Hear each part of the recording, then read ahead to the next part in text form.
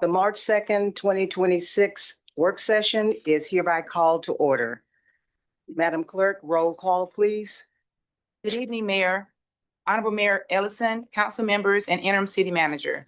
This is the roll call for the work session, March 2nd, 2026. Mayor Ellison. Here. Councilmember James. Present. Councilmember Gunn. Councilmember Gutierrez. Present. Councilmember Akins-Wells. Here. And Councilman Mears. Here. Mayor Ellison, you have a quorum. For tonight's agenda, is there anything the governing body wishes to add or delete? Yes, Mayor. Go ahead, Councilwoman. No, it's already for the regular meeting, Oh, it's already in the agenda? on the regular meeting. Okay. I have one item to add. If we can add to the work session, an item number 7. It's council discussion to authorize submission of FY 2027 congressionally directed spending application and acceptance of award. And I'll be presenting that. Okay, I make a motion, we accept the agenda with that addition. Second. All in favor? Motion passes. On to adoption of the consent agenda. Is there anything the governing body wishes to add or delete from the consent agenda?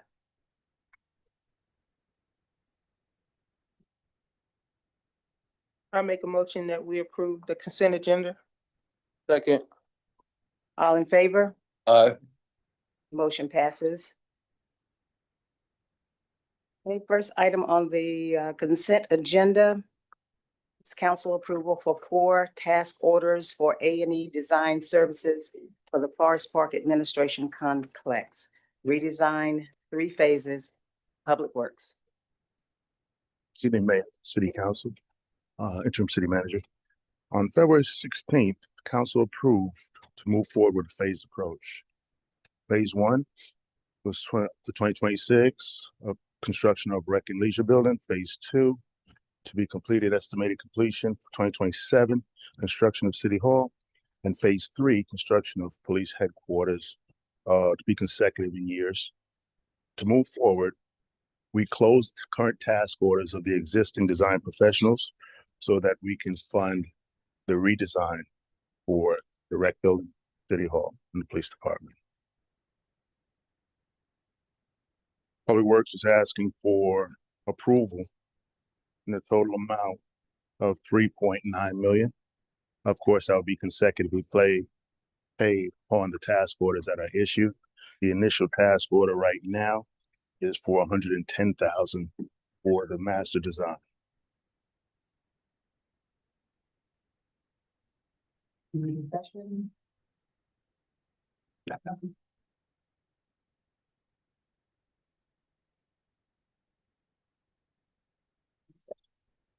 Thank you. Thank you. Okay, on to new business. FY 2025 Annual Comprehensive Financial Report.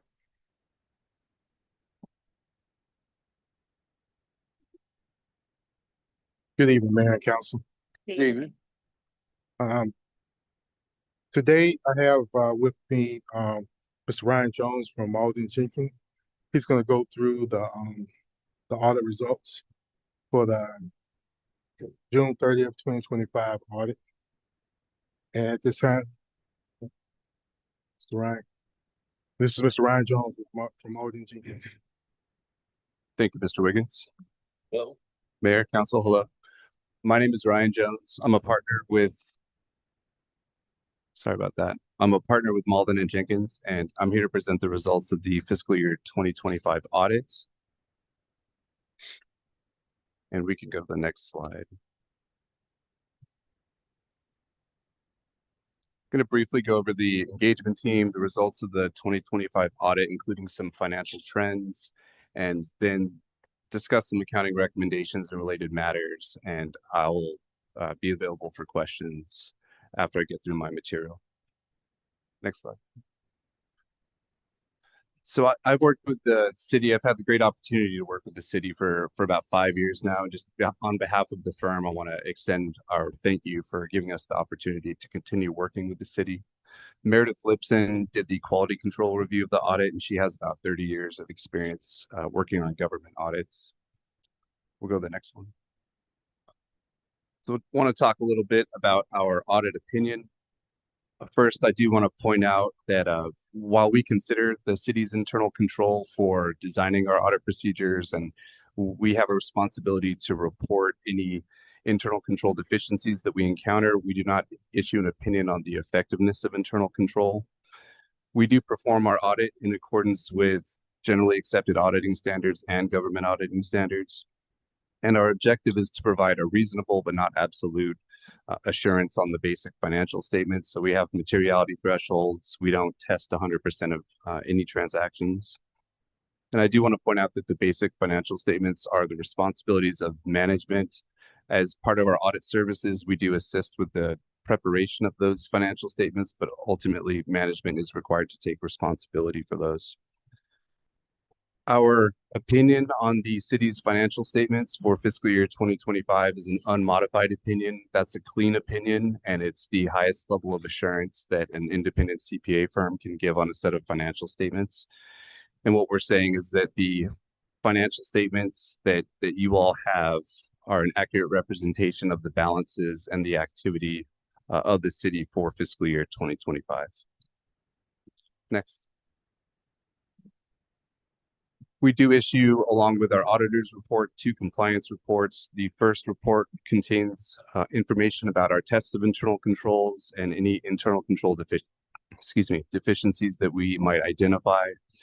It also describes the scope of our testing of the city's compliance with laws and regulations. There was one instance of a significant deficiency in internal controls that we identified, and I'll be going over that shortly. We also issue a report on the results of our tests of the city's compliance with federal awards. Since the city did expend more than $750,000 of federal revenue during fiscal 25, we were required to perform that compliance test. We tested the ARPA program, which covers approximately $2 million worth of expenditures in fiscal year 25. And our opinion on the city's compliance for fiscal 25 is unmodified. So it's also a clean opinion. And there were no audit findings that arose from our testing of the city's federal compliance.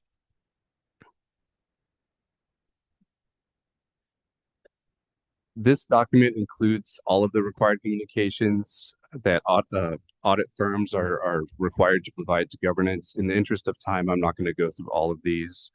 I do want to point out that in note 1 to your financial statements is where you'll find the city's significant accounting policies.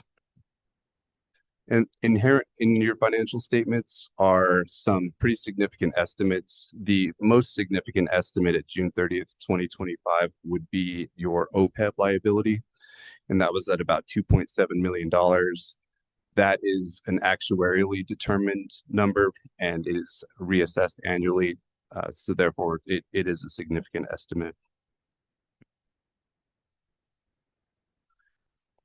I'm going to go past this next slide. I want to point out that we did not have any past adjustments, and all of the audit adjustments that we identified were recorded in the financial statements and have also been entered into the books by management. I do want to take a few minutes and talk about some financial trends, specifically fund balances. So this chart here shows your general fund and then all of your other governmental funds combined together for the past 5 years. The fund balance of the general fund decreased from $14.6 million at the end of 2024 to approximately $10.5 million at the end of 2025. All of your other governmental funds carried fund balances of $21.7 million at the end of 2024, while at the end of 2025, that number increased to about $25 million. So this next chart, this is unassigned fund balance, meaning fund balance that is available to spend at the city's discretion. It's not residual equity that is tied to specific revenue streams that can only be spent in certain ways. The unassigned fund balance in the general fund dropped from $14.2 million at the end of 2024 to $10.2 million at the end of 2025. Expenditures increased from $36.1 million to $41.9 million. So you can see the gap in these two columns grew a little bit in 2025, meaning just there were more expenditures and less fund balance at the end of the year. If you look at how much reserve is sitting in unassigned fund balance compared to expenditures, and you look at it in terms of time, at the end of 2025, there were about 2.9 months worth of reserves sitting in the general fund's unassigned fund balance compared to 4.8 months at the end of the prior year.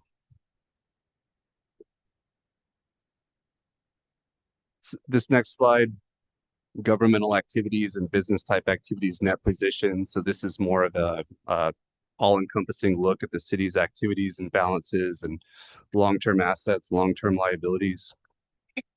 At the end of 2024, for business type activities, net position was $30.3 million, increased significantly to $45.2 million at the end of 2025.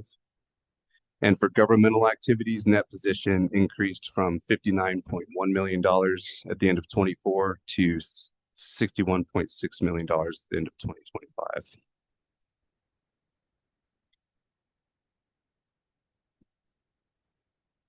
And now to look at the unrestricted component of net position, meaning that that residual equity that's not tied up in capital asset balances or other restricted balances. For governmental activities, that balance decreased from $10.6 million in June of 24 to $6.9 million in June of 25. And for your business type activities, that number increased from $18.5 million to $30.9 million.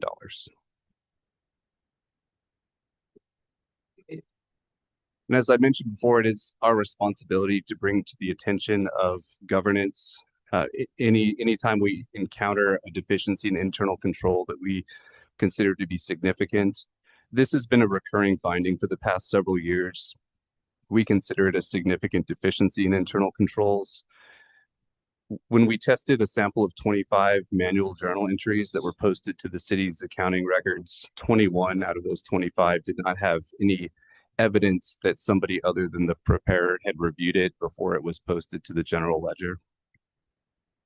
And I know that this is a matter that management is continuing to work to improve and hopefully get this finding resolved this year. So these are just some comments and recommendations, things that we noticed during the audit that aren't necessarily audit findings. We didn't think that they would have a material impact on the city's financial statements. We tested the census data that was sent to the actuary for developing that OPEB liability. And we just noticed there was one individual on there who, by design of the plan, was not allowed to participate in the plan. And I don't think that means that he was actually participating in the plan, but he was certainly included in the listing of employees who should be participating that was sent to the actuary. For the Urban Redevelopment Agency Fund, there was a $143,000 liability that had stayed the same from 24 to 25. We did discuss that issue with management, and management is working towards settling those payments and relieving that liability. And finally, there was about $81,000 of capital asset capitalizations that were duplicative. So $81,000 of those costs were removed in fiscal year 2025 because they had essentially been counted twice. We don't consider that to be a significant deficiency or a material weakness. So again, that is not, doesn't rise to the level of an audit finding. And that's really all I had to go through. I'm happy to answer any questions that you all may have. I do have.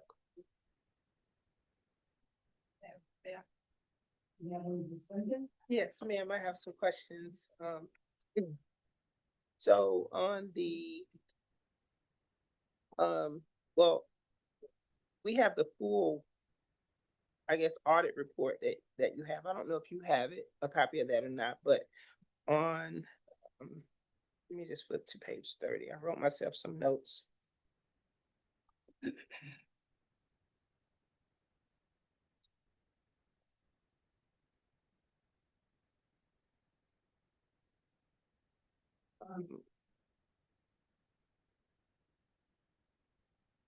So on page 30, it shows the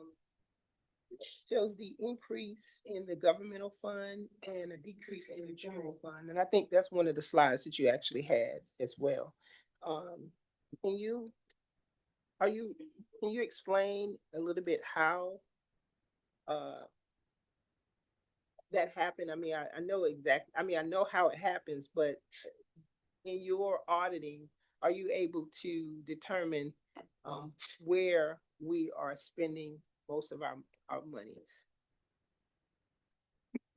Excuse me. So what is the title of page 34? It is. Go back to it. I'm sorry, I don't have the full report in front of me. It is Page 34. no, it's page 30. That's financial trends, fund balances, 5-year comparison. Yeah, it was one of your slides, actually, that you have, your general fund, and your other governmental funds. I'm trying to understand what the difference of those are.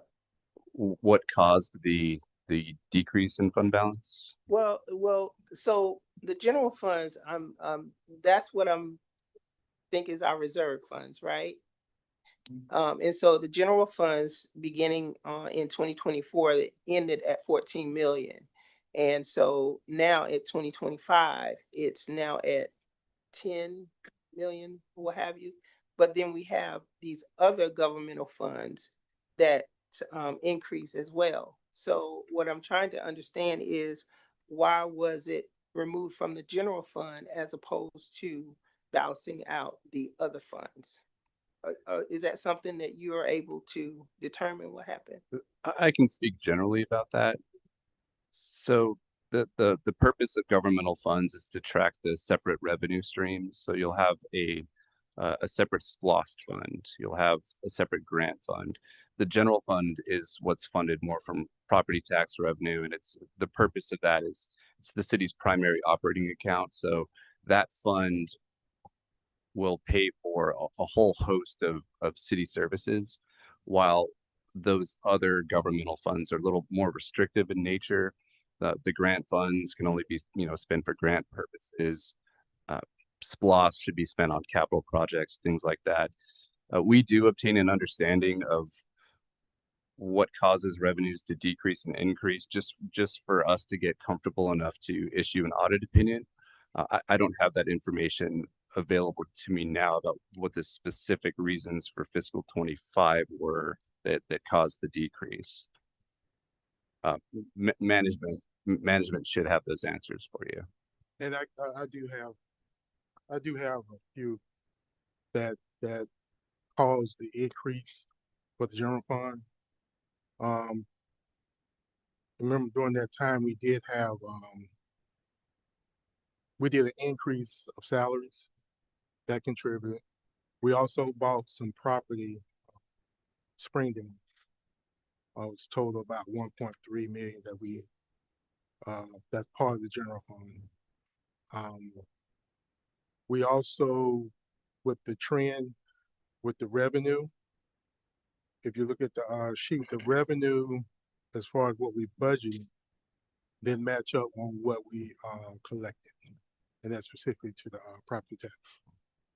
We do have a lag time about 2-3 months after that you're still paying, but by that time we've already stopped all of the progress as far as for that particular year, so we can start the audit, the June 2025 audit.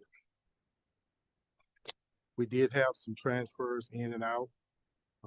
Most of those transfers were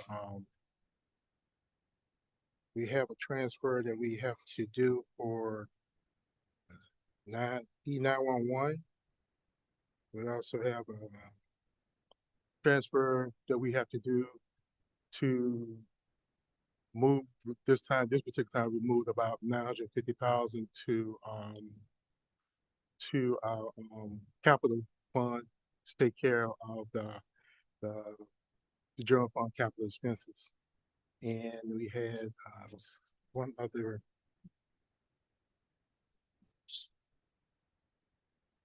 So while you look for it, let me ask you something because I wrote down a couple of notes, Madam Mayor, if I can continue. Um, um, I saw that revenues missed by 3.7 million. And then we had some overextended expenses in public safety, totaling about 1.2 million, and then public works about 300,000. And so I know you had mentioned once before that the salary increases were something that caused the general fund to be reduced. My question is, and I don't know, maybe Attorney Matricardi can answer, is whenever we move money or remove money from the general fund, does it have to come before council before we move that money from there?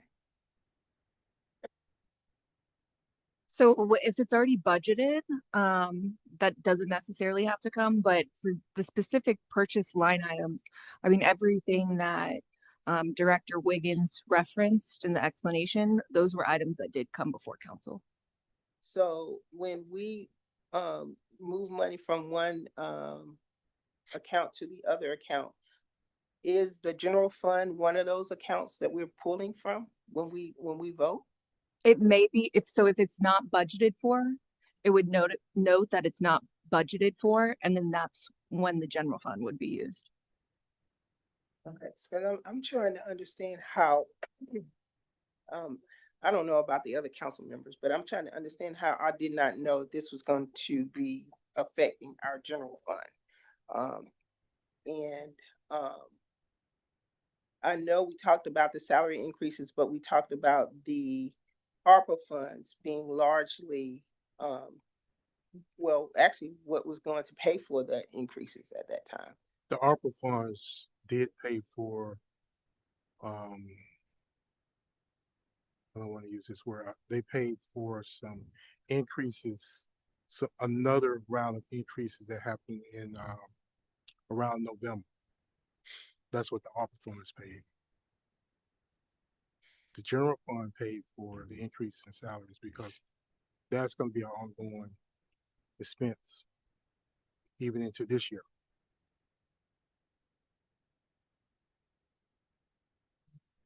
Okay, I still don't have an answer, I think. So let me ask it a different way. So if on page 78, which is actually, it is the general fund statement of revenues and expenses, and charges to the fund balance. And if you look, for the revenues, the variance from what we received in taxes is like 3.7 million less. Do we have a reason why that number is that high?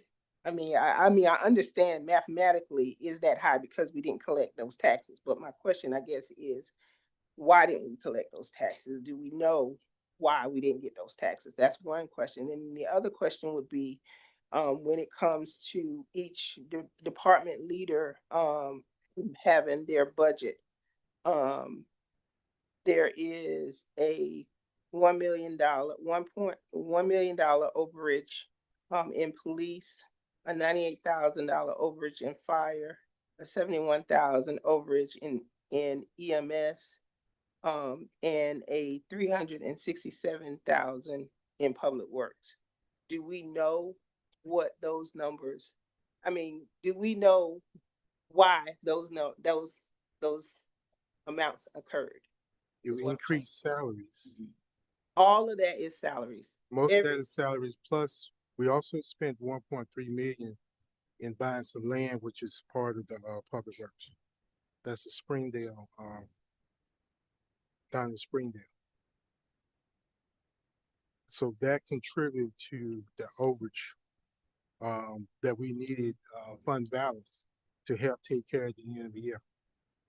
Okay, so will we be able to like see that? I mean, I see these numbers, but the numbers don't make sense without having the, I can get you this right here to you.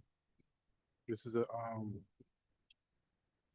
a budget and to actual of, just salaries, of the salary line, okay, and how much, we had to contribute to the general fund for salaries.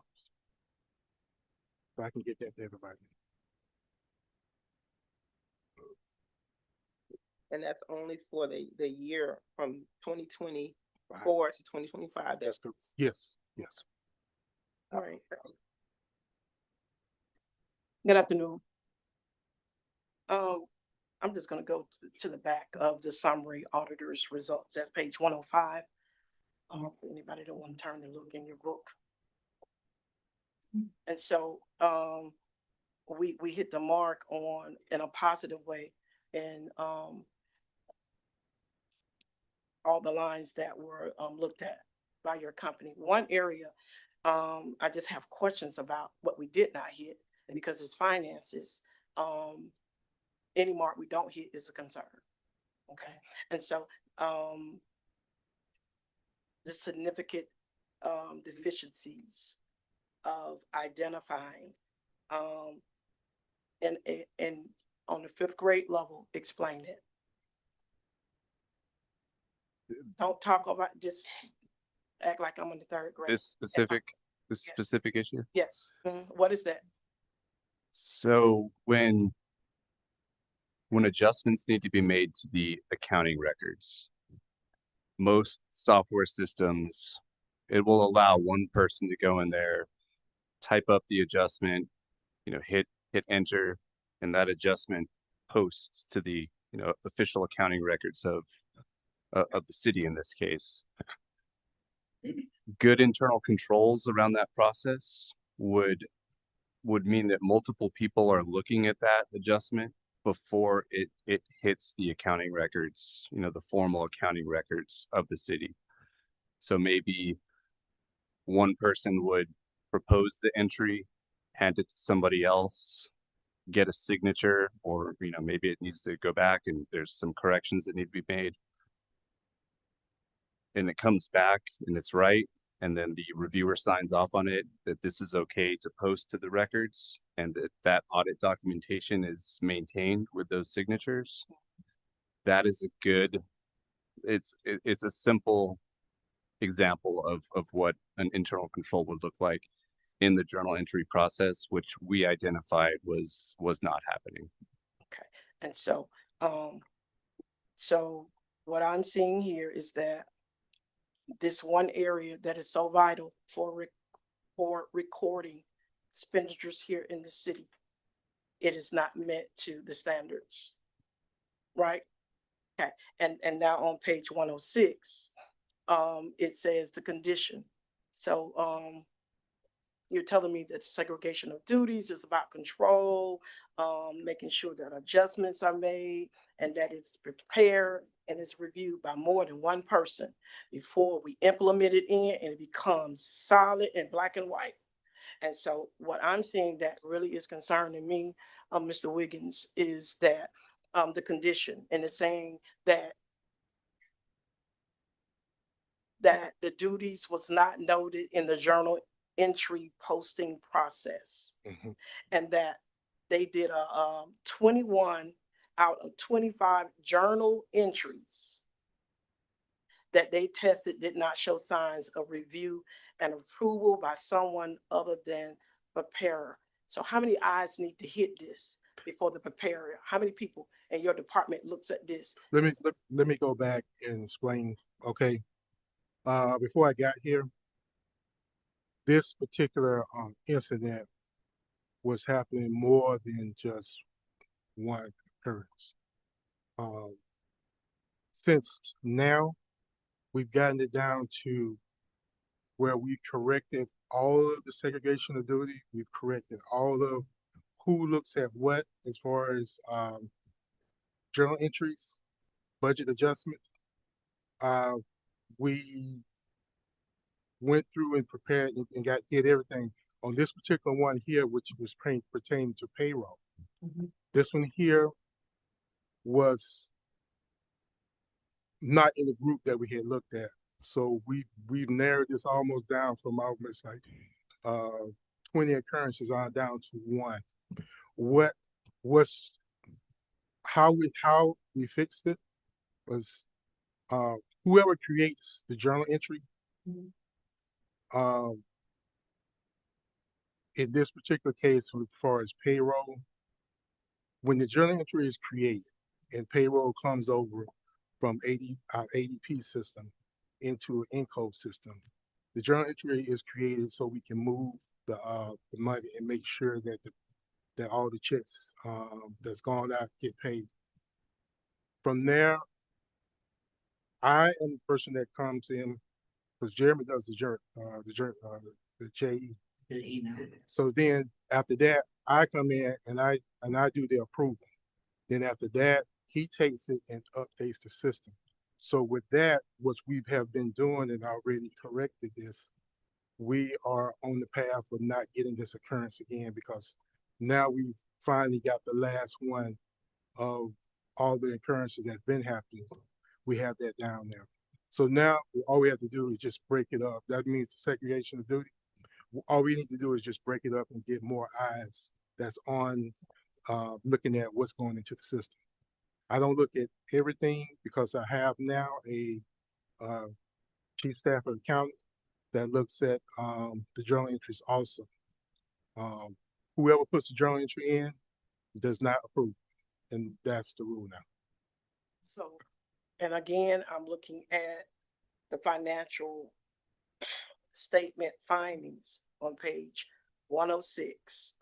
And because eyes are not looking, there is an effect, right? Especially with numbers, commas, and periods. They can shift a whole lot of stuff in our household and in the city. And so I'm looking at, you said now you have somebody, now we have somebody that is looking now. My concern is, and I heard what the gentleman said over the past course of years, this has been going on. And sadly, you had to kind of be up under your watch to attend to it, but still dropping the ball from where I'm seeing Mr. John Wiggins, because the fact is saying failure to properly segregate duties or implement compensating controls can lead to misappropriation of funds or abuse of the system that is not detected in a timely manner by employees in the normal course of performing their assigned functions. And so I think the whole thing of trying to understand how $4 million went over here and now hearing from These are two different instances. trying to understand, I know it's two different things, trying to understand how that took place. And now to see that there are some discrepancies of eyes being placed on what is journal, what needs to be changed. So, Mr. Wiggins, I see the recommendation that he has here, that the auditors have, and I hope that we build on the improvements that they listed, that it ensures all journal entries are supported by evidence and reviewed and authorized of somebody other than the preparer of the adjustment. Because again, a comma, I'm not a number person, but I can count just a little fraction. I know how to, you know, they add 7 cents on the dollar. I can do that much. And so, Understood. yes, sir. Understood. So I'm just concerned to hear what has been taking place over the course of the years, and the ball has been dropped. And to hear that you've come in, Mr. Wiggins, how long you been with this city? It's going on 2.5. 2.5 years. So in 2.5 years, we still got some things we need to to clean up. I know you guys are doing an amazing job because I can't do it, but still, that does not excuse. We need to hit all the marks, and I'm saying, not saying we're perfect, but when it comes to the money of this city and what we have to pay out as residents here, we want every dime accounted for. No excuses about what happened in the past. You've been here 2.5 years. Mm-hmm. It shouldn't take 2.5 years for us to get somebody here. I don't know how long this person has been hired, and is on the wall watching with you, but that's a long time. And to hear 21 out of 25 were not accounted for. That was out of alignment. I'm just disappointed. But y'all know how frugal I am. I'm a whole goodwill girl. I believe in saving a dime or two. And so with this right here, let's get her done, get it corrected. And it's still going to be more questions following this. Thank you so much. Understood. I won't be as thorough. They hit a lot of points. I guess my question, Director Wiggins, is like, when was the last time that we had the tax sale? Like to get those people that had those bad taxes, have we Last year. last year? Okay. Are we planning one this year, I guess? We're looking to see if we need to do one in maybe April, but we've been doing pretty good. Well, I should say the citizens, for far as part, have been doing pretty good about paying the property tax. Okay.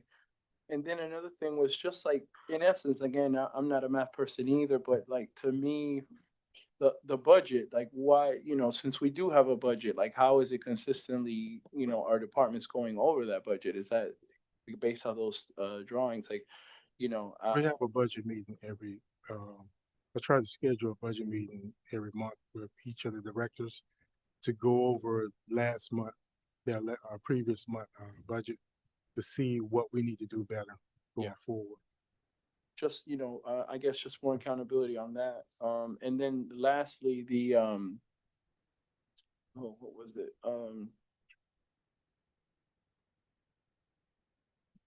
I had something else and I forgot.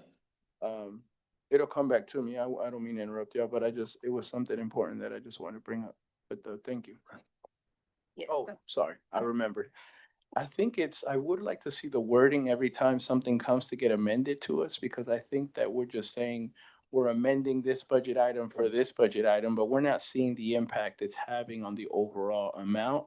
And that's why we're just so, we agree so easily, because you're the subject matter expert. We trust what y'all present to us. So I think that's why Councilwoman James might be confused with that, because yes, I remember approving a whole bunch of amendments, but I don't think we'd be so quick to approve things if we actually saw the direct impact, or at least where it's going and how it's going to affect it at the end of the year. So that was it. Thank you. Sorry, Councilwoman.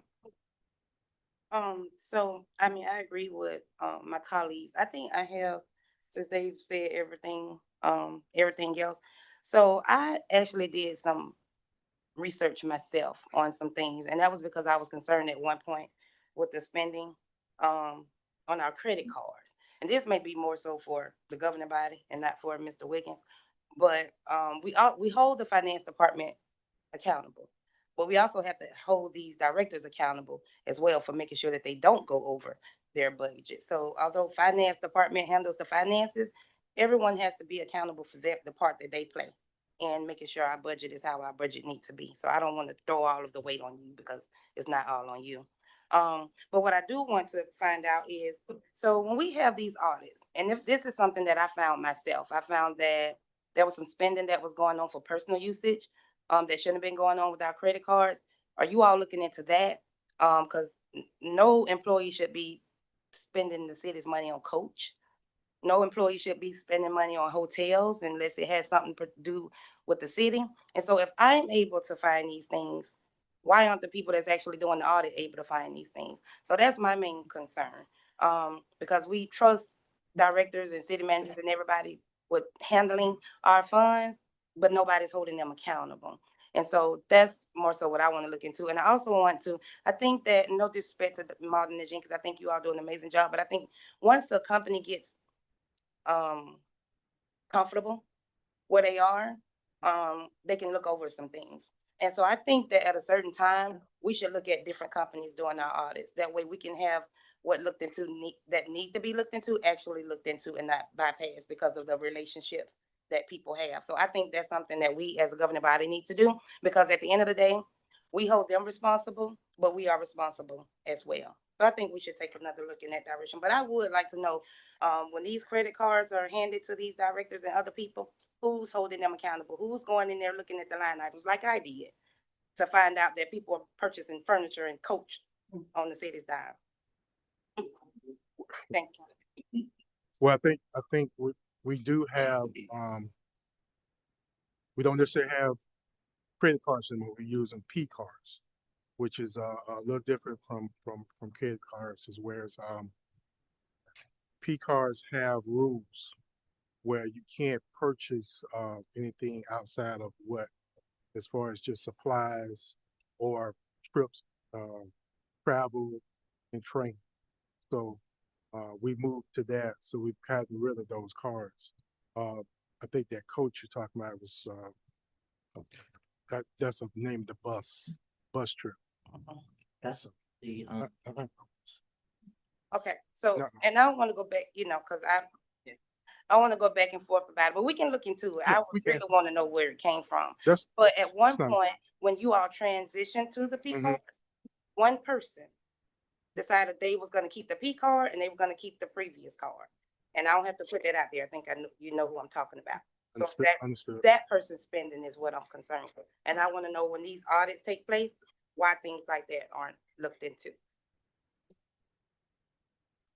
Hi, I'll just speak to that. So I mentioned at the very beginning of the presentation, we look to get reasonable assurance on the financial statements, not absolute. So one of our required procedures is that we do test every year a sample of P card transactions, and we make sure that there are receipts, that somebody reviewed it, there's indication of approval, and we also look to make sure that it is a valid business purchase. So had we come across a coach purse, I think is what you said, we certainly would have questioned that.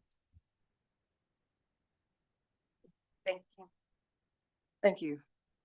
I'm sorry, Councilwoman. I do have one more question. OPEB. Is that the pension? What is that? So that stands for other post-employment benefits, and it's the post-retirement healthcare plan. So it was mentioned in there, I think, we as council members were included and we're not supposed to be included or something like that. There was one council member out of our sample. So we look at, a sample of 25 or 40. And there was one individual who we identified in there as a city councilor who, by the plan's design, should not be participating in the plan. And again, I don't know that person is paying into the plan, or that the city's paying on that employee's behalf or anything like that. But that individual was included in the schedule of employees that goes to the actuary, who then, they look at ages, length of service, things like that, to develop what that liability is for the financial statements. So it might be skewing that number just very slightly, maybe not at all. It's just one of those things that we identified that we wanted to bring to the attention of management. Okay, thank you. yes, I agree with my colleagues there. I think at the end of the line here, most of the important questions are being asked and hashed out by the time it gets down here to me. So I appreciate your presentation, and I think my colleagues are hopefully, and myself have pretty well been answered the questions that we've worried about. I have one more comment from City Manager. Thank you, Madam Mayor. I just got one positive comment. Over the last 2 years, finance have made great headway. When this first came about, there were 56 recommendations from Malden and Jenkins, and today currently is only one. So great headway in all what you've done. Thank you.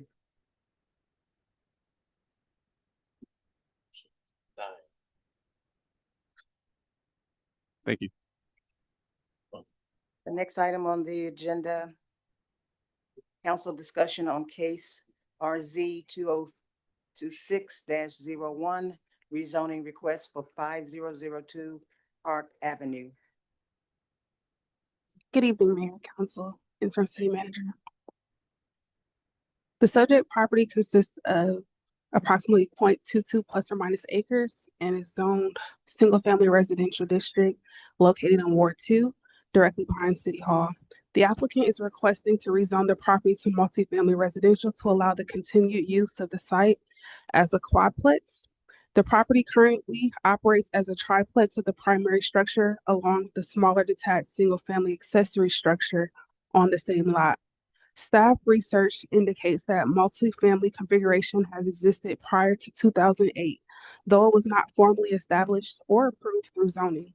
The applicant purchased the property in 2021 and was advised that rezoning is required to address the existing non-conforming use on the and to proceed with any future improvements. The city's future land use map designates the property as medium density residential, which supports the consideration of multifamily. On February 19, 2026, the Planning Commission voted to recommend approval of the rezoning request with conditions. The request does not propose additional dwelling units, but seeks to formalize the existing residential configuration. The matter is presented for Mayor and Council's discussion and consideration. And just a little bit additional background, the applicant did come into the office to do some site upgrades, and that's when staff found that the property was operating as a multifamily. So we did some additional research, and that's how we were able to find that prior to 2008, the once single-family residence had 3 dwellings, and then the accessory structure on the property sits on the same lot. And we advised the applicant that we wouldn't be able to approve the upgrades as is, but he would have to move forward to get approval from Mayor and Council to move forward. So this is why we're presenting this today, and I'm available if you have any questions. Any discussion? So where we are going around Star Park. Now, I have seen improvements to this property, and thank you guys for giving them leeway of improvements that need to be done. And so I guess I gotta wait until regular session to see what your recommendations are. Is it in page? I have attached it, when I uploaded the staff report that included the conditions, the recommended conditions. It is in the staff report. Do you all need it separate? Not really. Tell me what is your recommendation for the property? What have you found? We provided a list of conditions that regarding the property, and in order for it to, so as it stands, it cannot operate as a multifamily within a single family residential district. So if the applicant does want to proceed to utilize it, because there are still families living on premise, so we don't want to have the families displaced. So we were trying to find a common ground with the applicant, and since there is already 3 tenants currently living in the property, to recommend the applicant conform to the current standards and possibly rezone with the approval or recommendation from Mayor and Council. Thank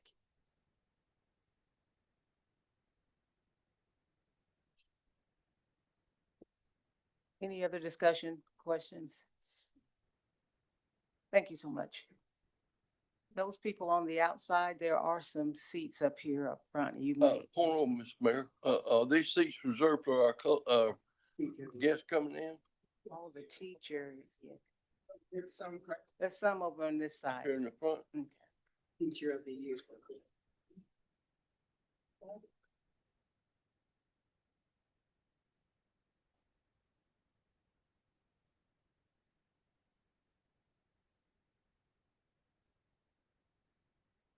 Some of the Forest Park staff, if you could allow our guests to have seats, we would appreciate it.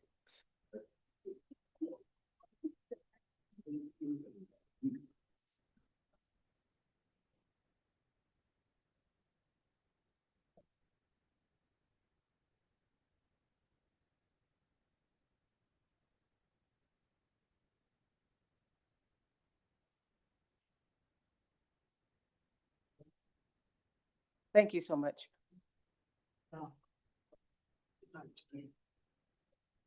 We'll go on to the next. Okay, It's basically you're asking for us to change the zoning so that everybody can remain where they are. correct.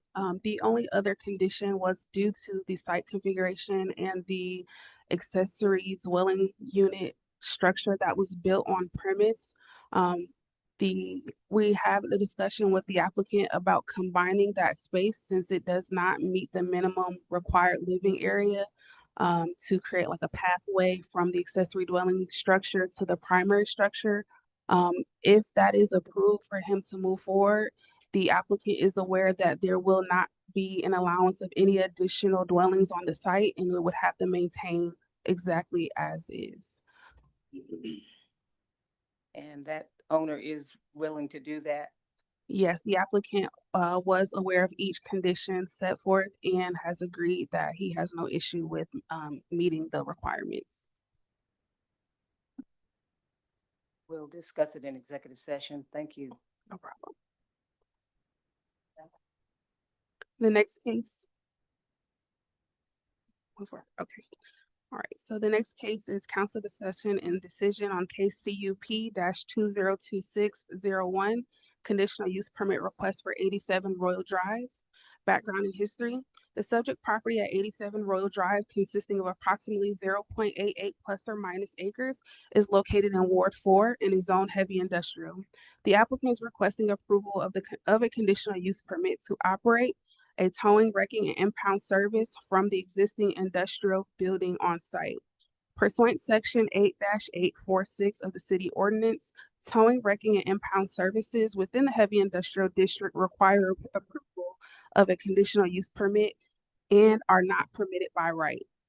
The conditional use permit process provides the city an opportunity to evaluate operational characteristics of the proposed use and ensure compatibility with surrounding industries and properties. The applicant proposes to utilize the existing structure for administrative offices, their operations associated with vehicle recovery activities. The site will include accessory vehicle storage and staging, along with limited internal maintenance and minor repair of company-owned fleet vehicles only. No vehicle sales, dismantling, salvage operations, or public-facing repair services are proposed.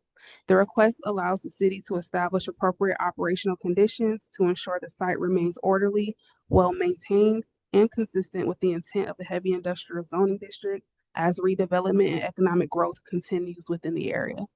And that concludes. I'm available if you have any questions. See any discussion, comments on this item? Thank you.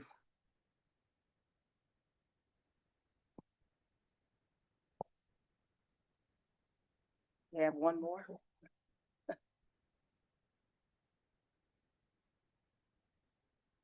Council discussion and clarification of the city's current permit fee structure. Background and history.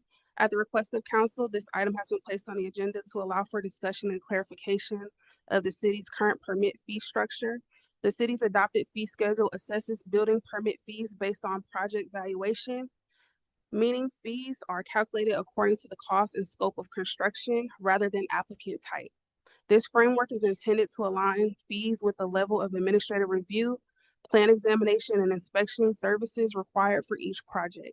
Certain fee categories included certificate of occupancy and rezoning applications do differentiate in residential and commercial uses. This item is presented for discussion and formal purposes.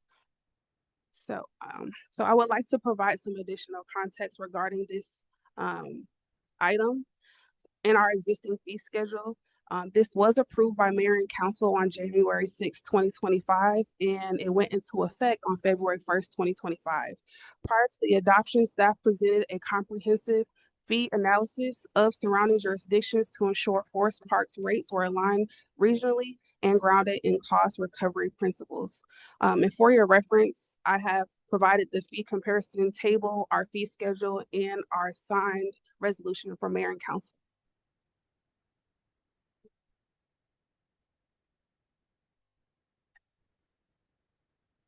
With respect to the raised concern, permit fees are not structured simply as residential versus commercial. Fees are calculated based off project valuation, scope of work, plan review requirements, inspection frequency, and administrative processing times.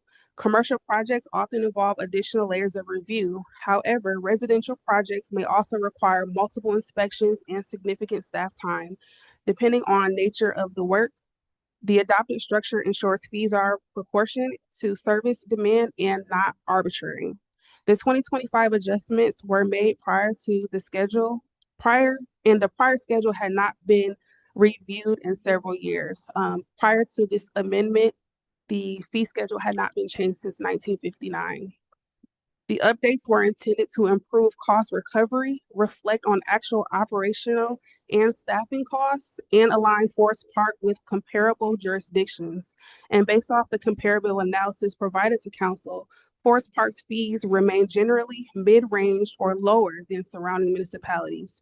So at this time, staff believes current fee structure is reasonable, consistent, and appropriately aligned with the cost of service. And I'm happy to answer any questions if you have.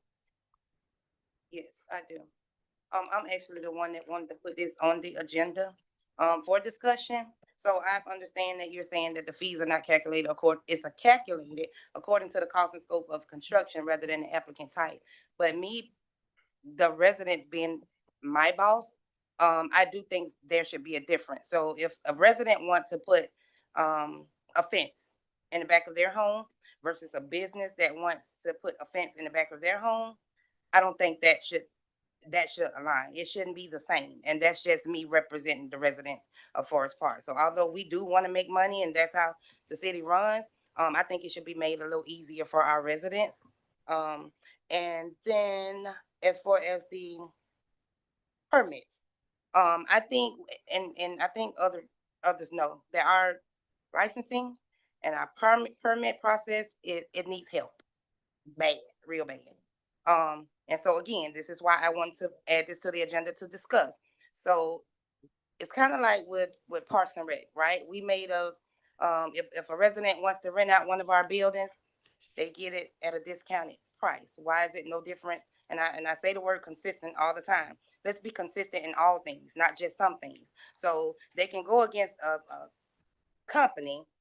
Being a resident in Forest Park, they have to pay the same thing if they're doing the same scope of work. That's not okay with me. And it shouldn't be okay with any of us. Like, our residents make up our city. They keep our city going. So I just wanted to have that discussion openly, to let the residents know, yeah, they should have a little leeway when it comes to these fees. And every time they come and get something done, it shouldn't be fee after fee after fee. We want to make sure they're trying to beautify our community. They're trying to do things to help their home, make their homes look better.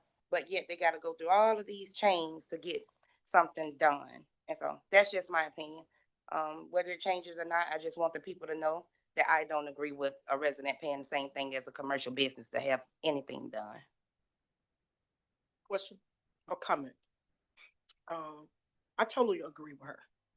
That the fees should be modified when it comes to residents, because commercial properties are there to turn a dime. And their rates of property taxes are higher than that of a resident. So how is it that the resident is supposed to be paying the same amount when it comes to the permitting fees? Director Savon, I think it's something, I don't know if the council is something that we need to look at, but Director Savon, I really see that we need to go back and look and modify this. Thank you so much for moving forward. And in the decades that it has been the same, I see that we are moving forward. We are being productive and trying to make sure that the residents are able to come in and enhance their property. And so I don't know how we do it. What is the process for this? How do we come in? Do we decide? I mean, is it a square footage or whatever that is? But I do agree that the fee needs to be dropped down for the residents. That's not fair comparing a resident to a commercial building. Nah. So I just want to provide a little bit of clarity. The residences aren't paying the same fees as commercial buildings because the fee valuation is based off of cost of service or, the scope of work. So depending upon, say a resident wants to build a deck to their home and the cost of service or the scope of work is some odd dollars, they will be charged based off of that.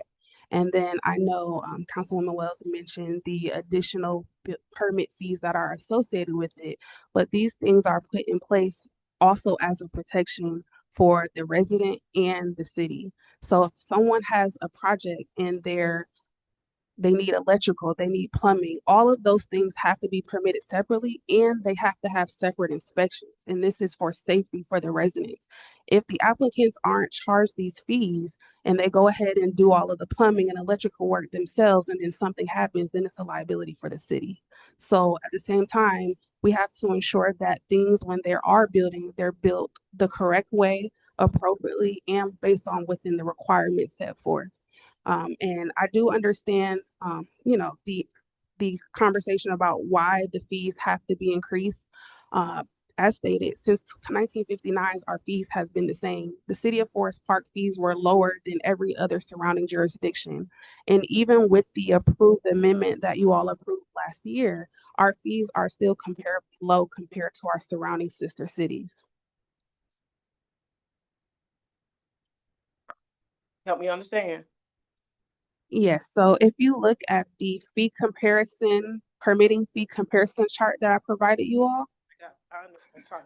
this has a comparison of the fees from Clayton County, City of Jonesboro, Riverdale, and Morrow. Previously, for commercial, there was, if a person wanted to rezone a commercial property, they were paying $250 just as the residential people, residences were paying $250. Based off this comparison analysis, the city council, the governing body approved for us to do this amendment. So now commercial rezoning, they have to pay $650, where the residents rezoning fee stayed the same at $250. So we did make some adjustments based off of the residences and the commercial. And this also goes for like certificate of occupancy and other fees as well. Scope of work determines the overall cost, but yes, each permit fee is a necessity to ensure compliance and safety. If nobody else has anything, I just have one more question. I know the permit fees and everything has to be paid. That I'm not concerned about. That definitely has to be paid. But I didn't understand when you said that if they're not paid and someone is doing something to their dwelling where they live, how is that the city's fault if something goes wrong?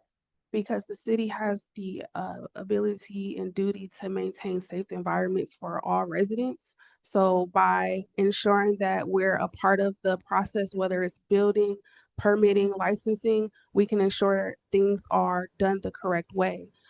There's been instances in other jurisdictions where applicants prematurely do work in their home and it can cause a fire. That's why we have the fire marshal go out to do inspections or the building official to ensure things are built the correct way based off the ICC building code standards. So our due diligence here is just to ensure that they're compliant, complete the right way, and that everyone is safe in doing so. Question. Will you do us a favor?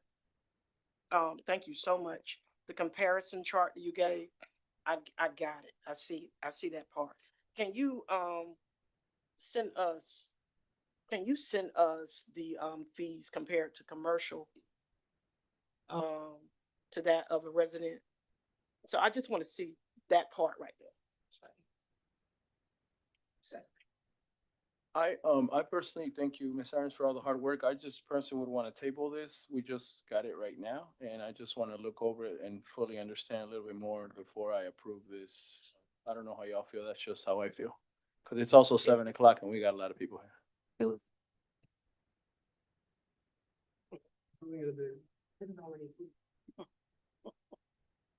Yes, Councilman Gutierrez, just for your knowledge, it was approved by you all on January 6, 2025.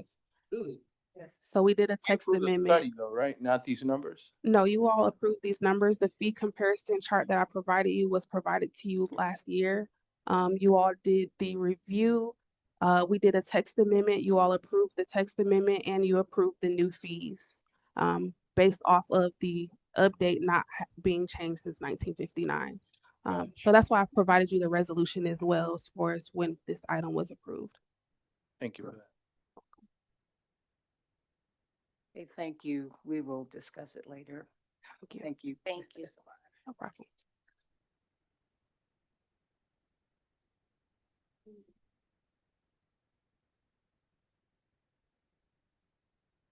Next item. Council discussion to authorize submission of FY 2027 congressionally directed spending application and acceptance of award. Public Works.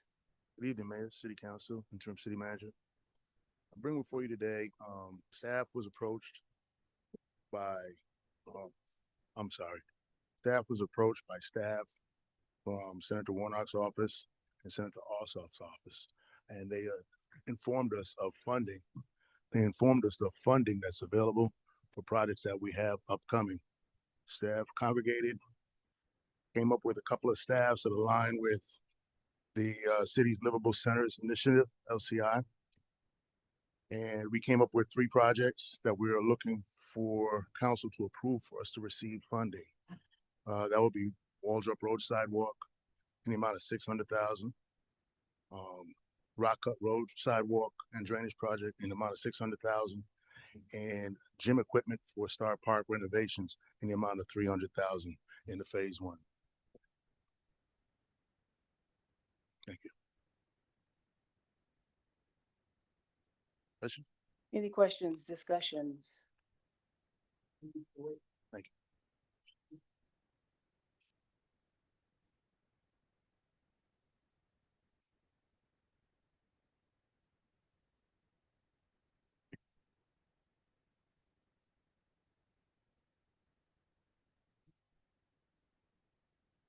Okay, one moment, please.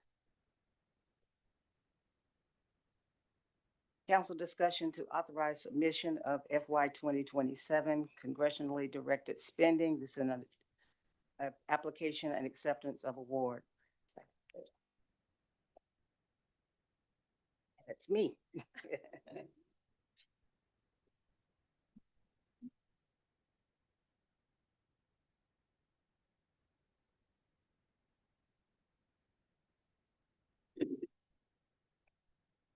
Put on my other hat.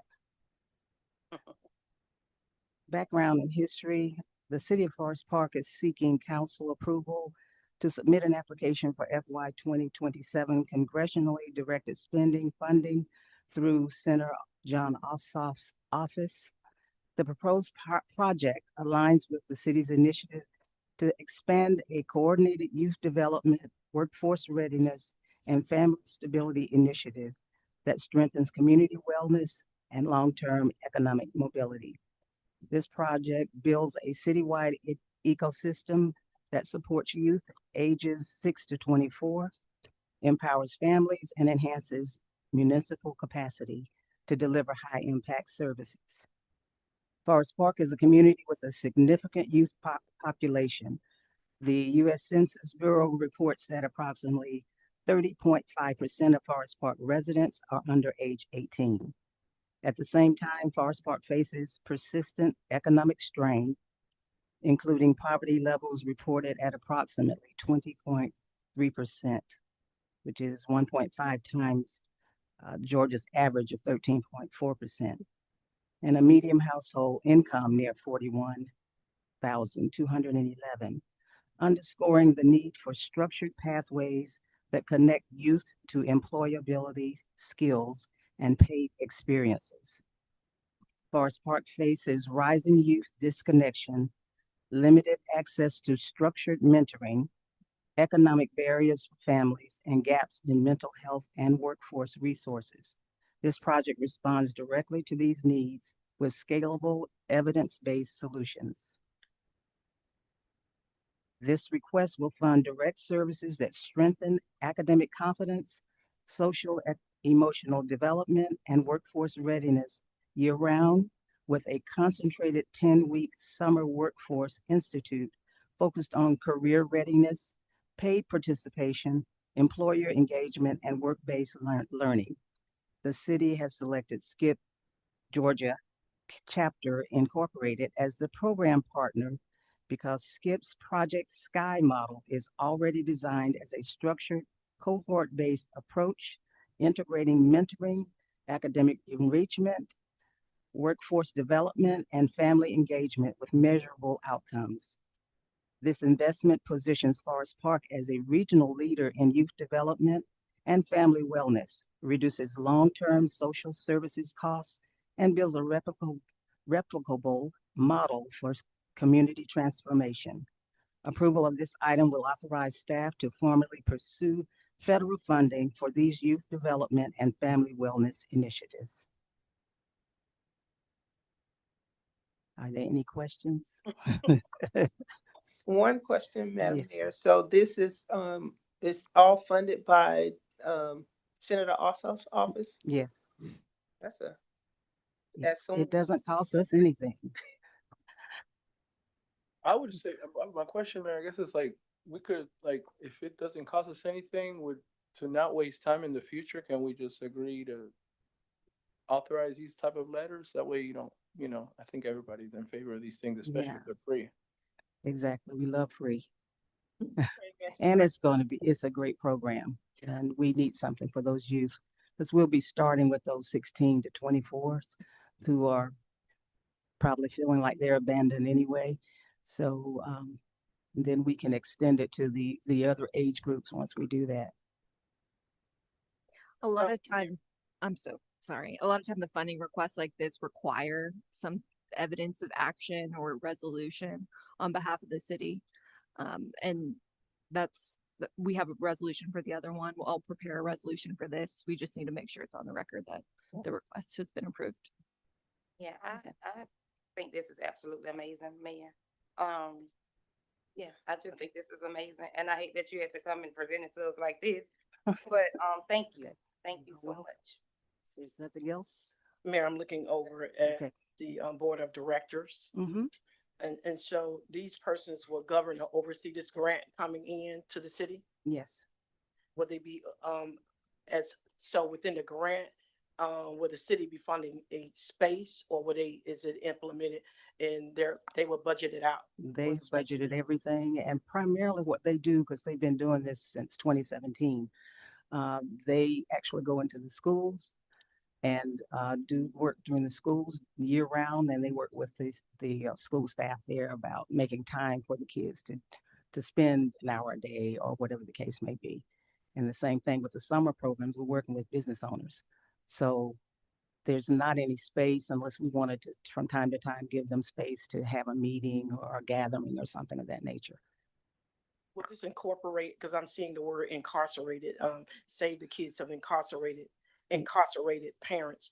Will our police department be engrafted in this to some measure, or just this board? Yeah, that the name of the organization is SKIP, and that is Save Our Kids of Incarcerated Parents. And the reason it was named that, because the executive director and the CEO came out of criminal justice, retired from the criminal justice arena. And they saw a need for those kids because when the parents were incarcerated, they didn't have any support. So she came up with this idea to help them with trauma, of course, a lot of emotional things, and academically, it started to excel. Actually, can't win them all. I know we will never get 100%, but they have a good track record with Atlanta Public School System, Morehouse Upward Bound program. That right now they're working with DeKalb County Schools. They did a whole program last year for DeKalb County, and actually they did it pro bono, and DeKalb County called them back because they did so well with it. Well, I think this is amazing. I had the pleasure of being able to take care of 3 of my grandkids when my daughter was incarcerated. And I went through all kind. I didn't get food stamps. I relied on the food pantry. So this program I am truly excited about, because I was one of those parents. I was reparenting with my grandkids, and a lot of grandparents need assistance. And so I'm excited about what you're doing. I wish I would have known about this. That's why all of them still are clinging to goodwill, because that's all we can do at that time.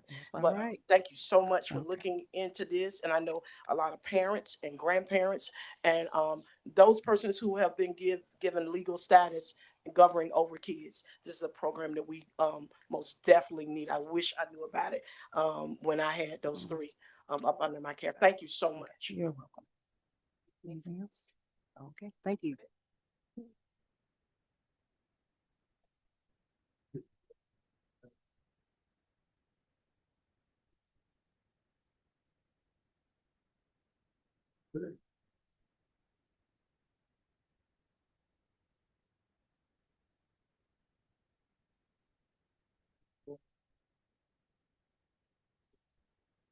Okay, that.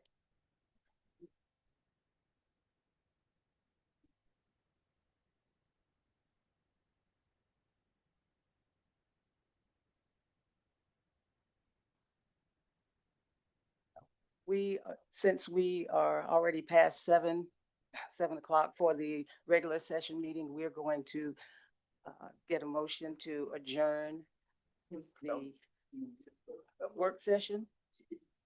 So move. Second. Okay, all in favor? Aye. Motion carries. The meeting is adjourned. We are going to start the regular session. Good evening again. Good evening.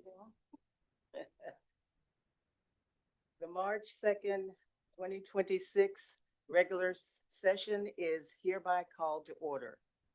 Madam Clerk, roll call, please. Good evening, Honorable Mayor Ellison, council members, and interim city manager. This is the roll call for March 2nd, 2026 regular session meeting. Mayor Gwendolyn Ellison. Here. Councilmember James. Present. Councilmember Gunn. Present. Councilmember Gutierrez. Present. Councilmember Akins Wells. Here. Councilmember Mears. Here. Mayor Ellison, you have a quorum.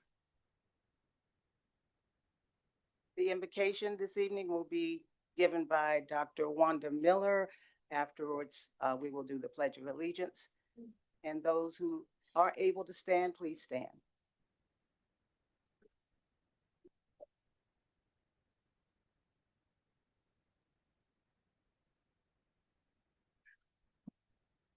Good evening. Father God, we just come before you to say thank you for life, strength, and health on this day. Thank you, Lord, for this meeting. Thank you, Lord, for our mayor. Thank you, Lord, for our city council members. And thank you, Lord, for those who have assembled.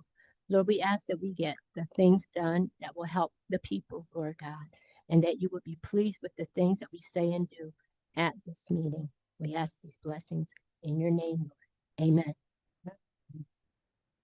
I pledge allegiance to the flag of the United States of America and to the republic for which it stands, one nation, under God, indivisible, with liberty and justice for all.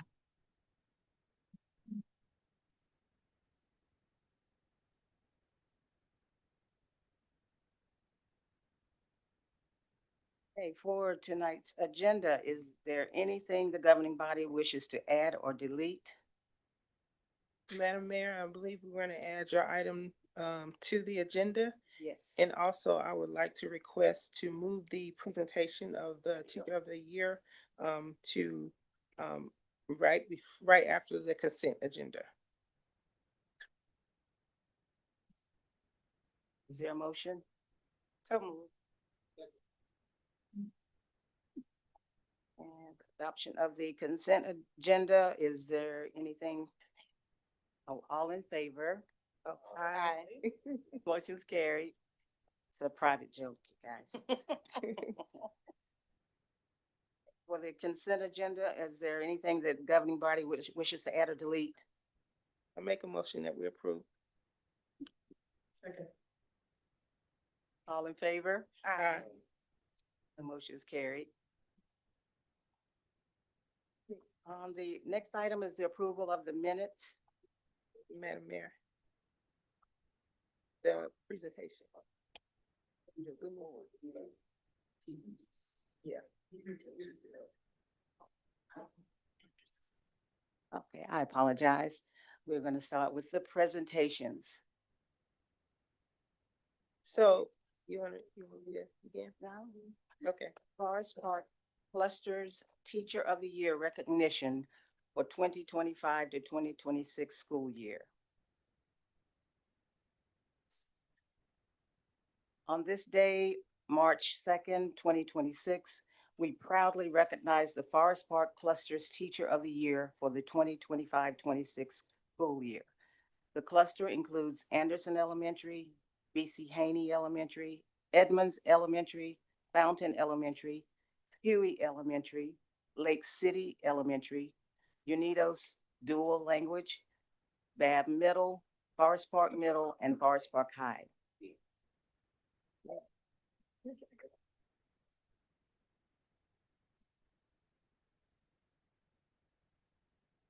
The recipients are Forest Park High School, Michaela Andrews,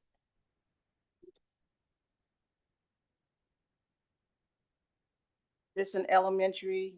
Oh my goodness. Please pronounce your name for me.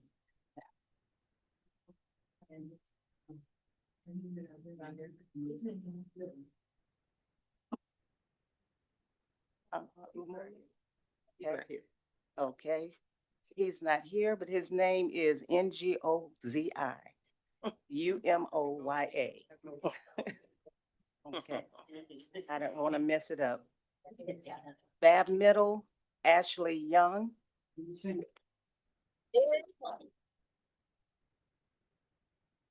Edmonds Elementary, Arion O'Connell. Forest Park Middle, Ian McIntyre. Fountain Elementary, Bessie Powers. It's my elementary school.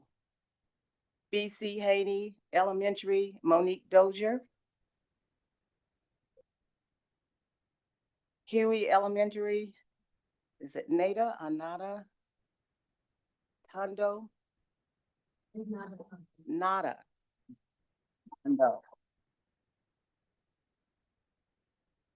Lake City Elementary, Melissa Patterson. Unidos Dual Language, Nancy Lopez. Also to be recognized for the 2025-26 Support Professional of the Year, Gabby Saul Kiros. Fountain Elementary. Let's go, Fountain Elementary. That was a long time ago, though. We honor you in appreciation of your unwavering commitment to shaping young minds and inspiring future leaders. Your excellence, compassion, and dedication to education make a lasting difference in the lives of your students and the Forest Park community. Special thanks to our partners, State Representative Rhonda Bruneau, Forest Park Ministers Association, Forest Park High School PTSA, New Vision Christian Church, Piper Sandler, Alcon Design Consultant, Denmark Ashby, and the City of Forest Park. Thank you, Madam Mayor. So I do have certificates and I have gift cards and things for you all. And we're gonna take a big picture. So I'm gonna ask my council people to come up, my mayor to come up, and we're gonna present you all with your gift cards and the certificates. We're gonna present y'all with your certificates so y'all can get out of here, okay?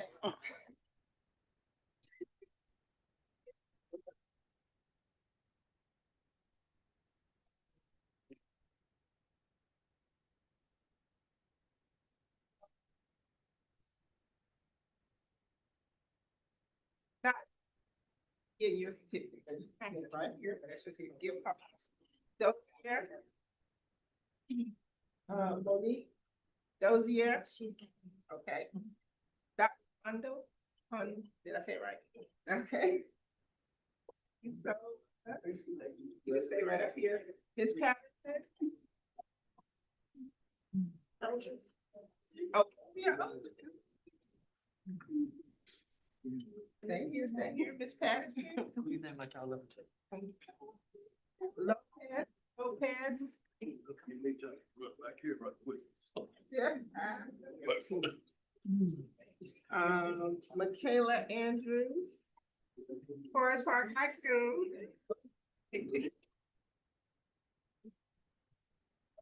And this is the name that can't pronounce. Mr. Ngozi Umoya.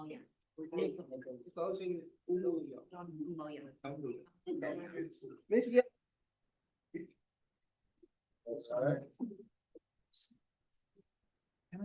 Yes, ma'am.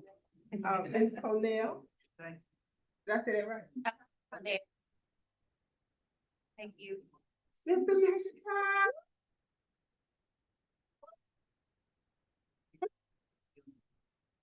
Man, hold it down. And we have.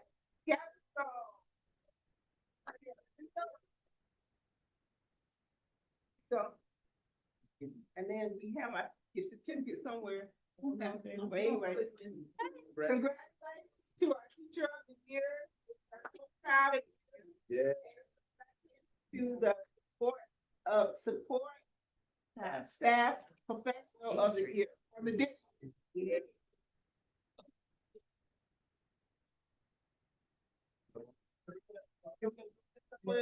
Okay, I need everybody to come in as close as possible. Oh, and let y'all know, I apologize. I want to recognize the principal in the building.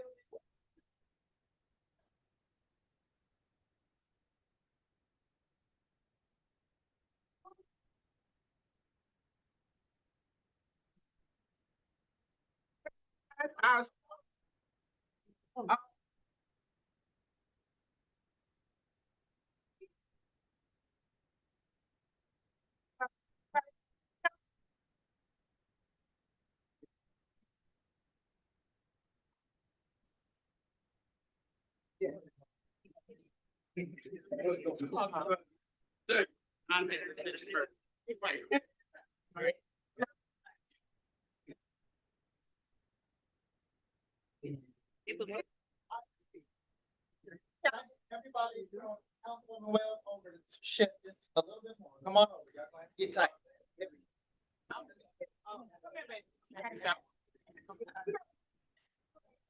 I know.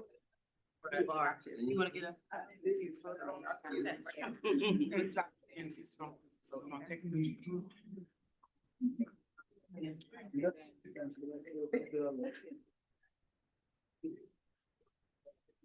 Now we can pull some back. Yeah. Nice. Come in.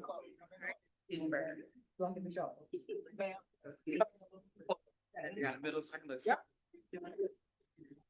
All right, there we go. Yeah. All right, everybody look here. On three. Ready? 1, 2, 3. Elementary. All right, ready? 1, 2, 3. Gotcha.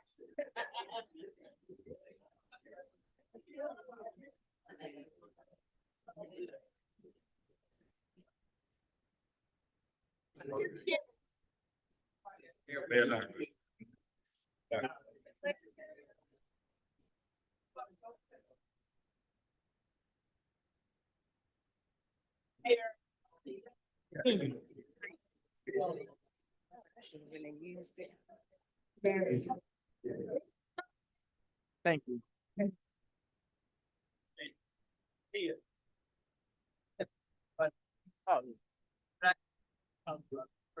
Give it to them. Break. You got it. You got it. Right through. Right. Oh, the Mexico. Before you I'm sorry. Yes. So before you leave, I'm gonna let her say a couple of things, and she does have something for you all as well. So sorry. So. Oh, thank you.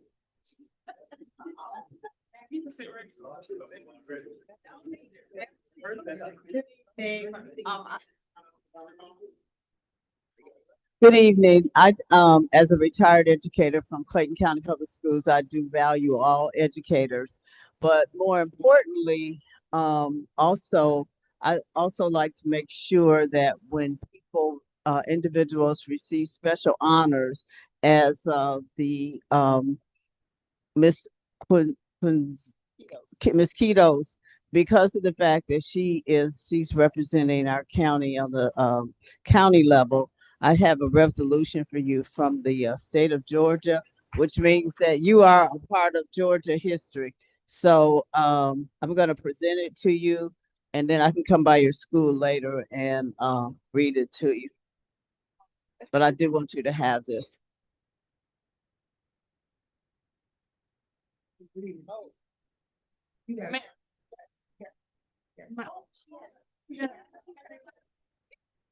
And then for all the other teachers of the year, I have a certificate from the state of Georgia for you being an outstanding Georgia citizen.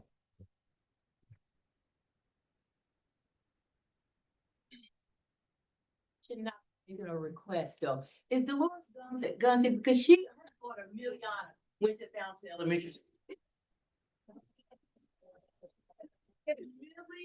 Here, he's on. So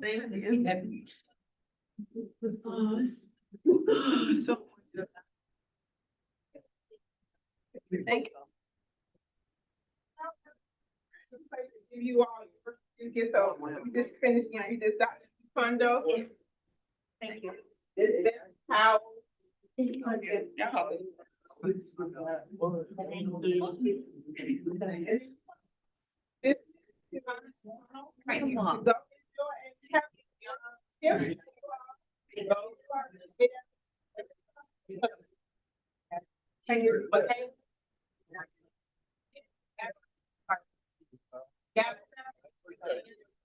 gonna say Yeah. quick couple comments.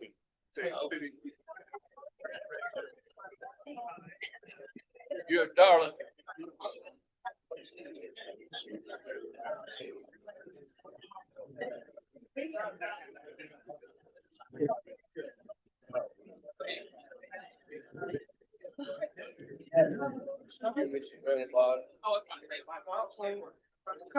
Now here. Go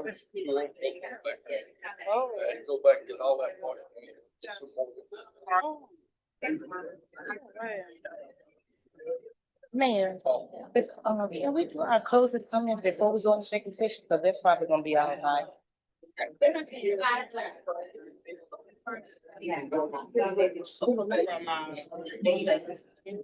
Gave me dress. You do. They know, yeah, exactly. That's what they tell me.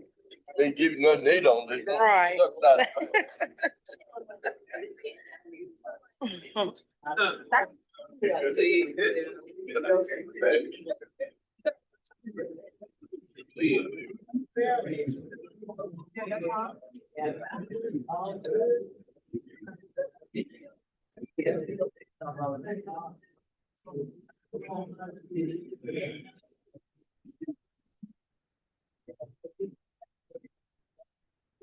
Okay, that was fun.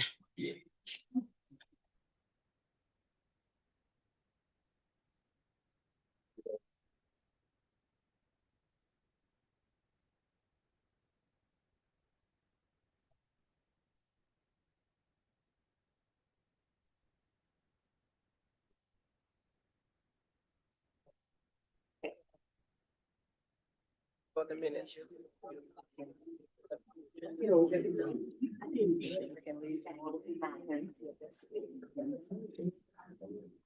Did Rec and Leisure want to go ahead and do their presentations as well?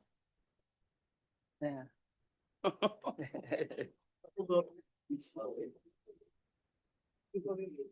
Yeah, but she's going. Just presentations will move up.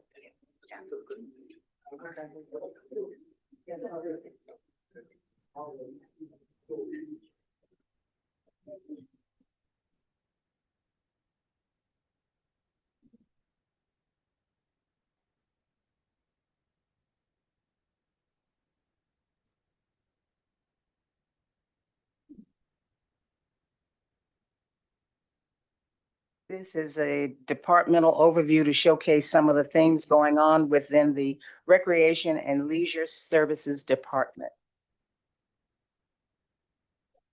Hey, good afternoon, Mayor, City Council, Good. Interim City Manager. How y'all doing today?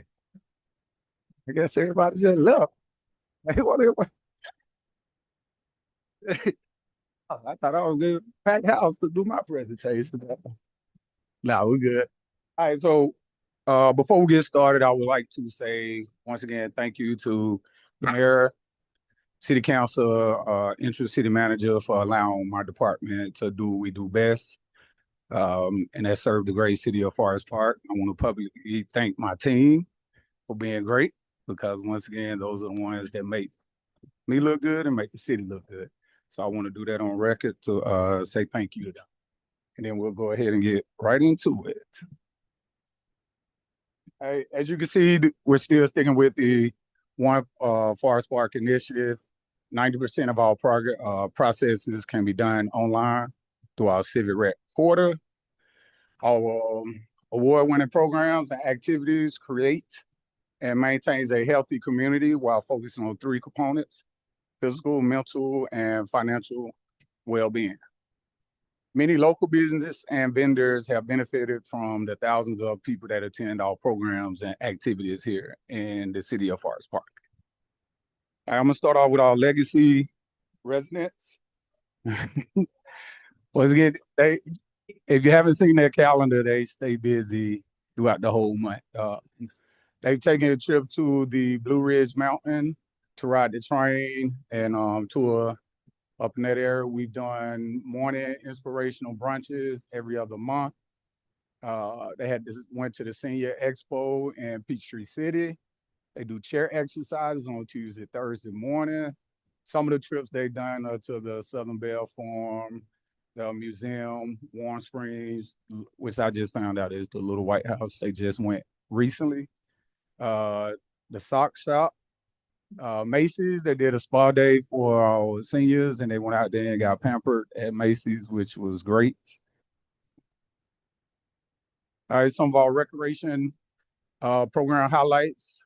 Our youth basketball cheerleaders just performed at the 2nd annual recreation night. I'll tell you a little bit about that. Where I'm from, we have one high school, and we always used to have youth night for basketball and all of our youth sports. So when I came to the city of Forest Park, we are the only recreation department that has its own pretty much high school and own department and things on that end. So what I'm trying to build is during basketball season, we take our youth basketball players and our youth cheerleaders, and they make a whole night just to recognize our kids in our youth sport. So the plan is to get with the baseball coaches. We're going to do that for baseball season and our soccer program, even though it won't be at the high school, but we'll still go out to their game and get recognized for our soccer programs on that end. So I'm big in getting my team awards and trainings within GRPA in the state. One of our members, Ms. Gabby Williams, just was awarded outstanding programming support by her peers in the state level and District 4, not just here in the city of Forest Park, that's the district level, where she won an award on that. We've hosted annual events such as Breakfast with Santa, Dr. Seuss, family game nights, which we do in the summertime. I found the kids are still trying to find something that's the best thing for them to do, get out in the park, get outside. So we host annual game nights every other week in Star Park, where we bring out the game trucks, bounce houses on a Thursday night, and the kids just come out and have a good time. And we do free hot dogs, free ice cream, and pretty much let them enjoy themselves. Team members attended a recent conference, the Women's Leadership Conference, which they just attended last week. I have 4 of my staff members that went up there. to participate in that. And our programmers roundtable, all this were held by the district level where they was focused on summer camps and day camps. If you didn't know, Ms. Rashay Reeves is currently serving as the commissioner of the District 4. She's pretty much over District 4 and the GRPA state level. So she's representing the city of Forest Park pretty well on the state level. Some of the numbers that we just pretty much doing for our programs, as you can see, we have our major program, which is summer camp, after school, fall break, Thanksgiving break, and spring break. Those are things where parents can bring their kids, drop them off at 7 in the morning, and pretty much pick them up by 6 in the afternoon. Summer camp runs for 8 weeks. Our after school program starts the second week of school, and it runs to the last week of school, where we go pick up kids from local elementary, middle schools, and bring them back to the center where they work on homework and get to burn out some of their energy before they go home.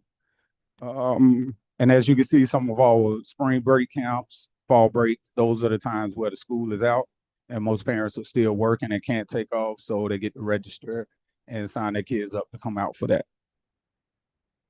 You got the forms in front of you, how the program numbers have increased, and also how the revenue has grown over the years as some of our programs have got bigger and bigger as we added on different elements to the program. All right, a couple of aquatics highlights. Our lifeguards participated this summer in the first time participating in a lifeguard competition. I like to get out there and pretty much get our, not just the department, but the city be known within the district or the state level. So the first year we participated in the GRPA lifeguard competition, which was a all day where they were competing against other departments, other counties, cities, and lifeguard training. Also hosted annual dive-in movie experience.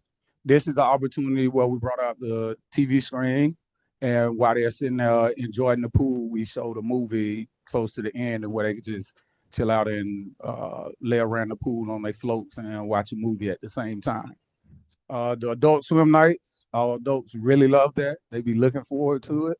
So for May and June, it's all about the kids. We let the kids come enjoy the pool, but in July and August, we take a day out of the month, and it's only for adults 21 and older to come. That way they don't have to have the kids. They come, we have music playing, and they can just enjoy themselves and just relax without the kids. We offer both private and group swim lessons for toddlers, youth, adults, and seniors.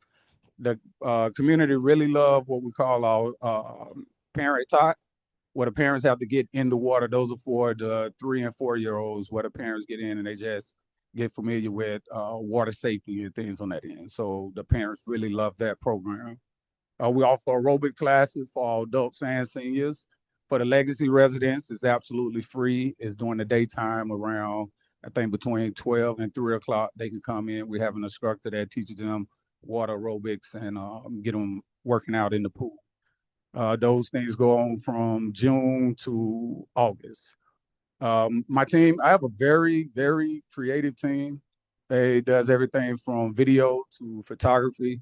And what I try to get them to do is to get out of their shell. Don't just think of recreation as we're just doing sports. So we came up, they do a lot of our pictures now. We take our own pictures, we do our own videos, we do our own marketing. So my team came up with the water safety video that we presented towards the end of the summer last year that we're gonna be running to get ready for pool season. So we'll go ahead and show that. Summertime is around the corner. At our pool, a lifeguard must be on deck to keep watch of all patrons. In the case of an emergency, stay calm, clear the area to ensure your safety and the safety of others. Before you jump in, take a peek. Make sure it's not too deep. These rules are meant to keep a safe and fun experience for all patrons. Be mindful of yourself and others. Have a great summer. So once again, that was put on by a couple of my team members.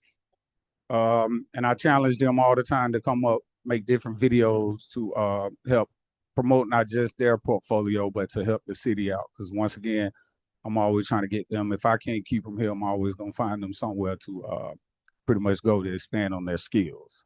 We can move on to. We'll go to some of our athletic highlights. Once again, the athletics division, one of the biggest divisions that we have. We have our legacy residents, recreation programming, athletics, aquatics, and the maintenance division we just pretty much started. So I can see some of our highlights as far as our sports registration. For the past 3 years, we've increased numbers on our baseball program. We went from really 0 when I started, which was 6 years ago, to now the past 3 years, we increased to 77 kids within our youth baseball program. Our basketball program is constantly increasing. Our numbers this year went down because we was anticipating the remodeling of the gym, so we had to shrink some of our numbers to adapt to what was coming. We started a cheerleader program, and every year is pretty much building up. We did flag football. As you can see, it went from no one to now we have pretty much 38 participants. Our volleyball program, this year we're partnering with the professional volleyball program, and that's right here in the city of Atlanta, that we're taking our volleyball participants to see a professional game, get to experience talking with players, interacting with the live game experience. So we're doing that on the weekend of the 21st of March. As you can see, our T-ball and team basketball program and our soccer program has pretty much drastically increased, and we're gonna get even bigger when this, with the World Cup being in town. As you can see, as far as the revenue, how over the years, different sports has increased, went from nothing to tripling and doubling. So I just wanted to bring that to your attention. All right. Yeah, no, you can go ahead. You can move forward. All right, I'm gonna go to my maintenance team. I have a team of about, I would say, 5 employees that pretty much make sure all the ball fields are taken care of. We're responsible for 2nd Street Park, Alder Park, Perkins Park, Theater Park, keeping the restrooms and pavilions and Star Park clean throughout the summertime. So my team comes in, especially in the summer when we get busy. We come in on Sunday mornings from a busy night on Saturday and make sure when the community comes, they never tell we had an event the night before, because they get here early in the morning to make sure the park is cleaned. Some of our upcoming projects, we just finished. Go back. We just finished repainting the inside of 696. We did the whole building, not just some patch paint. We went in and repainted the whole building inside. So we just finished that last weekend. We will be doing our senior building on the 21st of March. We'll be repainting the inside of the senior building on the 21st of March. We're also in the process of remodeling our pool house and the T-ball restrooms before. The plan is to redo that before the summertime. And that's just a remodel. That's going in there, touching up some stuff before we do the, yes. All right, some upcoming programs we have. March is National Reading Month. So we started a program with our after-school kids. It's called pretty much Older Places You'll Go. We're gonna get them reading passports. So every time they read a book, they get a stamp and get to show what places they went to throughout the month of March. We've teamed up with Chick-fil-A. That's gonna give away some gift cards to the kids that read the most book. Everybody gonna get a gift card, but we're just telling them that. Okay. All right. So yeah, everybody get a gift card, but we're encouraging them. Whoever reads the most pretty much will get a gift card. Also, we got Spring Fest, which features the largest egg hunt coming April 4th. That's Easter weekend. It'll be at Kiwanis Stadium at 3 p.m. We got summer camp that pretty much goes from, not summer camp, spring break camp that goes the month of spring break. The week of spring break. We're starting a film showcase that we're trying to give local independent artists You don't have to be major. It could be short film. It can be a commercial. It can be anything that you pretty much want to do. We're gonna highlight them on the 11th, where if you have a film, you can come show it. Get some. We're gonna have some major people to come out and give some feedback on different films that people show. Opening day for spring sports is April the 18th. Please come out. We'll do a first pitch, soccer kick right there on Baker Field. And that whole day, every field will be filled with soccer, baseball, t-ball. It'll be packed up at the park the first day. So pretty much I'll make sure everybody's aware of that. Also, we have Relax and Glow as May the 9th, that is celebrating our motherly love. That's a Mother's Day event. And we're going to do the community yard sale on the 2nd of May. These are some of the, just a few of the sponsors that we want to highlight that pretty much help us throughout the year, from our legacy residents to our festivals, and give back to the community and help us out in things that we pretty much have going on. All right, but I do want to highlight some major initiatives we have coming up in our senior division. For next year, we're looking to do transportation and meals for our seniors. We got the new van in, so we're going to look at hiring somebody, and we're going to drive around the city at different locations to pick up our seniors to bring them to the programs and spend the day at the senior center. That's why we're trying to team with Piccadilly to offer lunch to the seniors while they'll be here. Also want to say good luck to our youth basketball teams. Today start the county playoffs, so we're participating in the county playoffs. So I want to say good luck to the youth basketball team and to our coaches. And we also completed a youth survey with the Forest Park High School. So we'll be going through that to find out what exactly they want, what can we do to help them. And we'll get some of our sponsors to give out. We're giving out 3 gift cards, raffling off to the ones that participated in. And that's pretty much it for the Recreation and Leisure Service Department.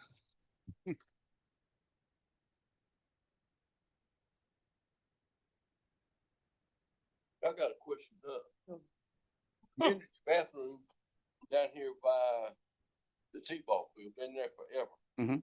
I know they're real hot during the daytime, but there's a lot of people eating lunch and everything up and down through there. And I myself is one, and there's something missing in there. Are y'all remodeling it, or? Yes, sir. We're in the process of working with Public Works to get it remodeled, to get it ready for the summertime. You know, there was a section in there that was a part there that is not a part there now, like a plot. That doesn't matter. Yeah, we're changing out all the stalls, everything pretty much. Yes, sir. Well, I know that thing's been there since a long time. Yes, sir. I just wanted to mention the FIFA, that we do have some activities that are going to be planned during the time when the soccer is going on. So just watch out for that. Yes, we're working on doing the June the 21st for the FIFA. So we do our Juneteenth celebration on the 20th, and then we'll come back that Sunday and watch some games in the park that Sunday. And that's a collaboration we're doing with the county as a whole. Everybody, each city and each county is coming together to put on specific programs that everybody gets involved in. I just want to say, Tariq, I just love you.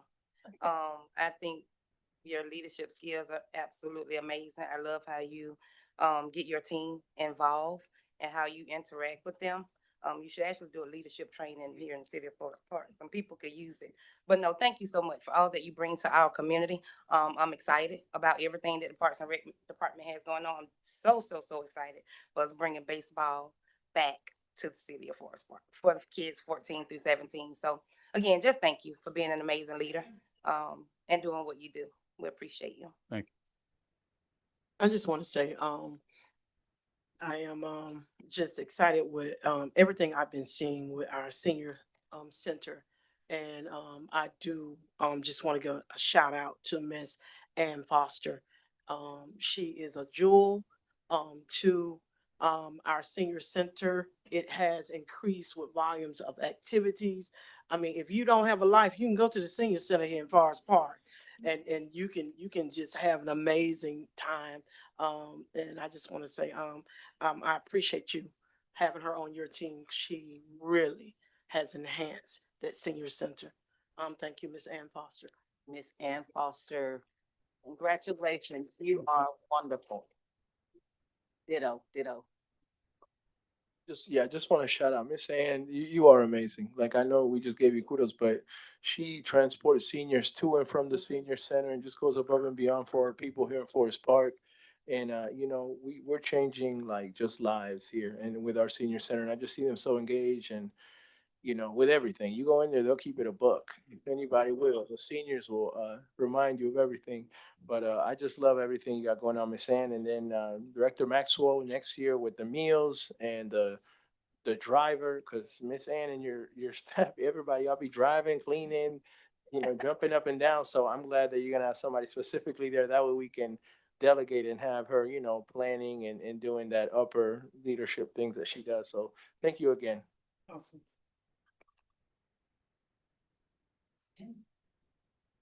Thank you so much. Thank you.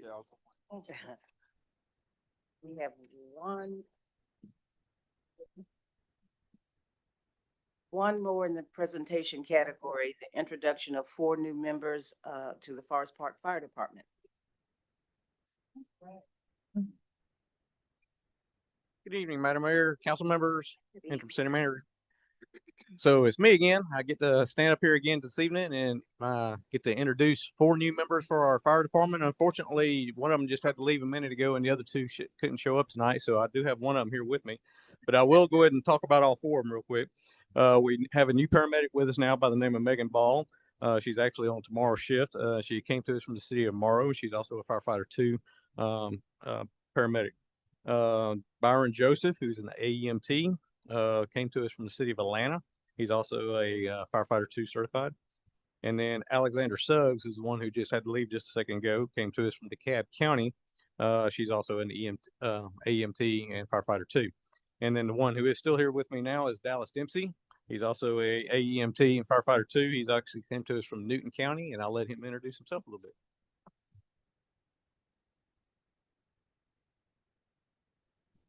My name is Dallas Dempsey, came from Newton County. I was there for right at 5 years. I've been here a short like 3 weeks. I tell my battalion chief all the time, my lieutenant, you guys run a very great program here for employees, from the top down for benefits, taking care of us, watching out. So I appreciate everything from the top down that you guys do. So thank you. So those are our 4 newest members of our fire family, and we're looking forward to onboarding a few more here in the near future. Yeah.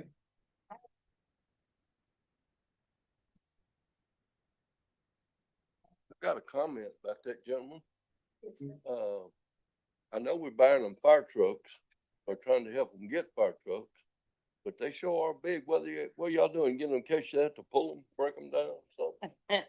Big old young. Yeah. Yes, sir. Yeah, I promise we'll buy you some. Oh my God. Okay. You got jokes here, by the way. We're finished with the presentations. We're going to move back to the agenda, public comments. We didn't do that. Oh, I'm sorry. We moved presentations around so much. The approval of the minutes, are there any recommended changes to the minutes of February 16th, 2026? If not, is there a motion to approve the minutes as presented? So moved. Second. All in favor? Aye. Okay. Now we'll move on to public comments. Madam Clerk, will you read the procedures and decorum? Section 2, 1-7, rules of procedure and decorum. Comments will be limited to a total of 3 minutes per speaker. 21 minutes are allotted in total. Members of the public are not allowed to participate in any debate or discussion conducted by the governing body members. All public comments must be limited to matters on the agenda or over which the governing body has jurisdiction. Matters outside the jurisdiction of the governing body include, but are not limited to, personnel matters such as disciplinary proceedings, grievances, evaluations, or pending appeals. Personnel matters are administrative in nature and shall be addressed via the city's established administrative policies and procedures. Each speaker must maintain a decorous demeanor and refrain from personal attacks upon members of the governing body or employees, shouting and using obscene language. All questions and comments shall be directed to the presiding officer. Members of the governing body may respond to the comments during their closing comments if they desire. Persons not residing nor have a business within the city of Forest Park who wish to address the governing body during any regular meeting must first request that they be placed on the agenda for the upcoming regular meeting. Such requests to be made in writing by the close of business at City Hall on the Wednesday immediately preceding the regular meeting at which they wish to speak. Okay. The first person we have on the agenda is Mr. Zach Parker. Is he still here? There you go, Mr. Parker.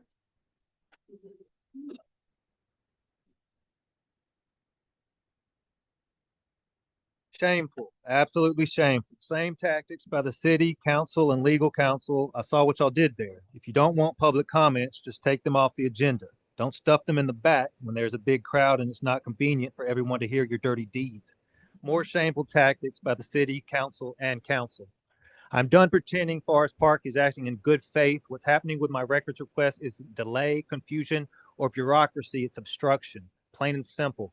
When a city drags its feet, inflates costs, produces scraps instead of substance, and ignores clear legal obligations, that is not transparency. That is a government hoping the person asking questions will get exhausted and go away. Public records are not optional. They are not a privilege. They are the public's property. Forest Park does not get to decide when the law applies to them and when it doesn't. Acting like compliance is a burden instead of a duty tells me everything I need to know about what they don't want to be seen. Like the records they have been denying me for over 6 months. They feign ignorance while talking about transparency. Meanwhile, they close open records requests intentionally, knowing that the request has not been filled. They say they're acting in good faith, but they show time and time again it's all smoke and mirrors. And let's talk about why that matters. I have lived through actions by prior city leadership, including former city managers, the previous mayor, and multiple current and former Forest Park City police officers that violated my civil rights. The same machine that closed ranks then is the same machine slow walking transparency now. Police investigating themselves, officials shielding officials, complaints disappearing into silence. Accountability nowhere to be found. That is not public service, that is self-protection. What kind of city treats its own residents like adversaries for daring to ask questions? What kind of leadership fears documents so much they would rather destroy trust than release information because trust is already gone? You don't get to preach community while operating like scrutiny is an enemy. I'm not going away. Not because I enjoy this, but because rights mean nothing if they only exist on paper. The law is clear. The obligations are clear. The harassment from the city's officers is clear. The pattern of avoidance of responsibility is also very clear. Forest Park can keep stalling, keep hiding, keep pretending this is normal, but every delay says more than the records ever could. Enough. Produce the records. Tell the truth. Face the accountability you keep running from. Transparency, accountability, good faith, all buzzwords the city leaders and legal like to use. Meanwhile, their delays and straight out lies tell they are hiding something. What?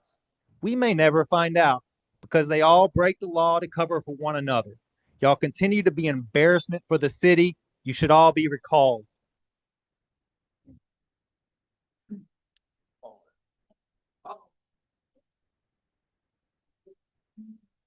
Thank you as always, Mr. Parker. We're not fulfilling the open. I know. Our next, Mayor, I'm sorry. I just want, like, can we respond if we want to these? I don't want to wait until the meeting. Yes.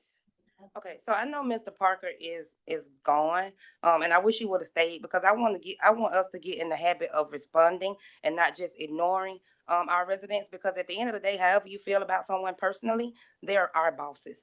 And so we need to look at ourselves and we need to understand that these issues that Mr. Parker keep coming up here wanting to be addressed and they're being ignored, it does shows that the city has something to hide. And I want to know at this point what the city has to hide.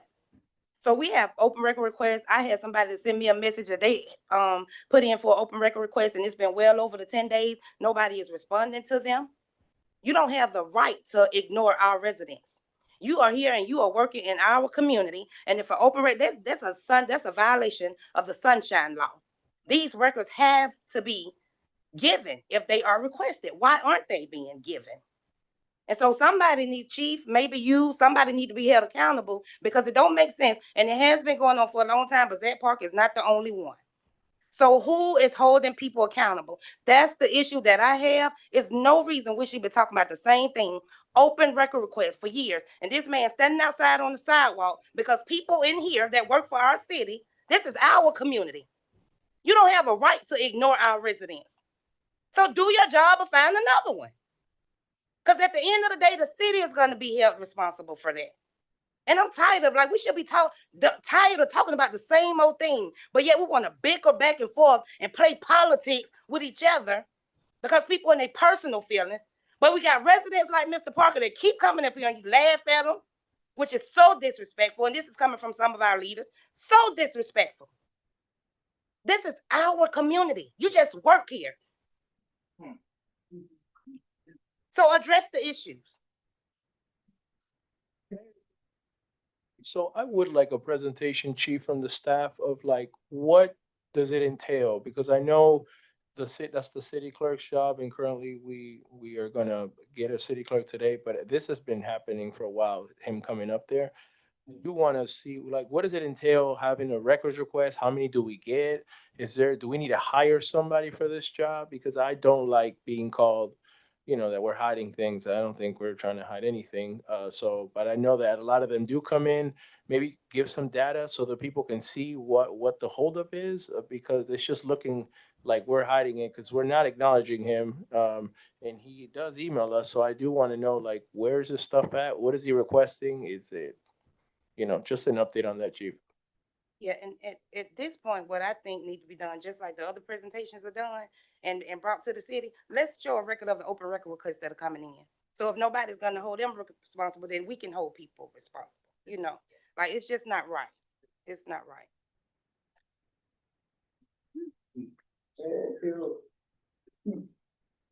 Yeah, we do need to get feedback. He walks out before we finish. Yes. The next person is Miss Ann Pellegrin.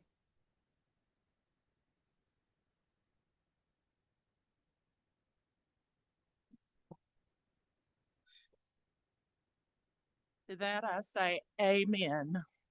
Yeah. Good evening. Good evening. I'm standing before you yet again, asking why you've not responded appropriately to our concerns and record requests regarding the data center. It appears we have been dismissed literally tonight. It's your duty to respond to constituents and provide records I and others have requested. Your responsibilities should be the well-being of human life in our community, which I've heard several times tonight. However, this contradicts a data center build at Fort Gillum. I was charged $50 for 8 pages of a partially completed request from February 4th, number 107, 2026. Several items are missing, yet no explanation was given, and the request appears to be closed. I believe this came from the fire department. Still missing are blast plans, safety plans, inspection reports, blasting logs, any incident reports, complaints, responses, enforcement actions related to blasting, explosions, ground vibration, construction noise, and any correspondence between the city and the state fire marshal. My other request to the city, 108/2026, also from February 4th, remains completely ignored. It requested items such as any approvals referencing infrastructure work, remediation documentation, daily water usage, residential impact studies, daily water runoff, any correspondence between the city or URA in the county or the ARC, Clayton County Water Authority, and Georgia Power, projected income for the city, and any tax abatements. I'd really like to hear an explanation on why these public records have not been provided. One more thing, different topic. 8 months is a long time for an audit completion. This appears due to a lot of findings that required a deeper dig and correction. While this may be an acceptable slow, I wonder how helpful the delay is to critical decision making when it's so far into a new fiscal year. Did this contribute to the city center and Star Park cuts? I also have some concerns hearing that lack of oversight by single individual entries is an ongoing issue. That's a problem.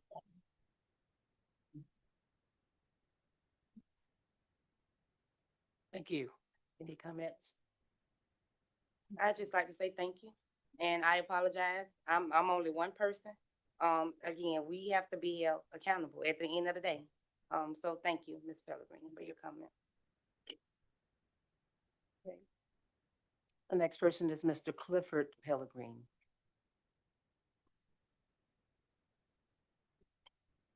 I promise I won't utter the word data center or open record request. I promise. Although one of those 8 pages was a photocopy of a business card. Come on. At the last council meeting, between the work session and the regular meeting, I took a walk outside to get a breath of fresh air. I walked outside, but was quickly joined by a uniformed police officer. We were both the only ones out there. Outside. I remained outside for a couple of minutes. And when I returned inside, I was followed in by the police officer. At the time, I first thought it was kind of weird. And then after thinking about it for some time, I was caught thinking about stories that I've heard from other folks about being followed by the police or being surveilled by law enforcement. Some folks are in the room tonight, some folks aren't. I bring this up because I became aware of that. I felt very uncomfortable when that happened. It was weird. Feeling of being watched. I'm also mentioning this because over the last few years, my wife and I have been very vocal at this forum and other forums throughout the city. We speak our minds. We try to be polite. We try not to hold back punches. We call a thing a thing. And we won't stop. And we won't feel intimidated in order to do so. All right. So if that's someone sending us a message, we're going to keep on keeping on. And on the brighter side, FIFA World Cup is coming. But right now, we got high school soccer going on here at Forest Park. You saw Director Maxwell's figures. We got a lot of kids participating in soccer here in Forest Park. We've got a Class A, top-notch soccer program at Forest Park. And for the next few Friday nights, our soccer program's instituting Football Fridays. And on the 13th of March, the 20th of March, and the 27th of March, over at Southern Crescent Stadium, right behind Drew High School, our girls start playing at 5:30, and the boys follow up after their games. You can get your tickets at gofan.com. Come join us. It's a party. They're trying to build some energy. So if you can't make it to any World Cup games, come watch some top-notch high school soccer. Thank you so much. And we want you to keep coming. Thank you, Mr. Pellegrini. The next person is Latron Price. Greetings. I tell you, what a wonderful night. So grateful to be here.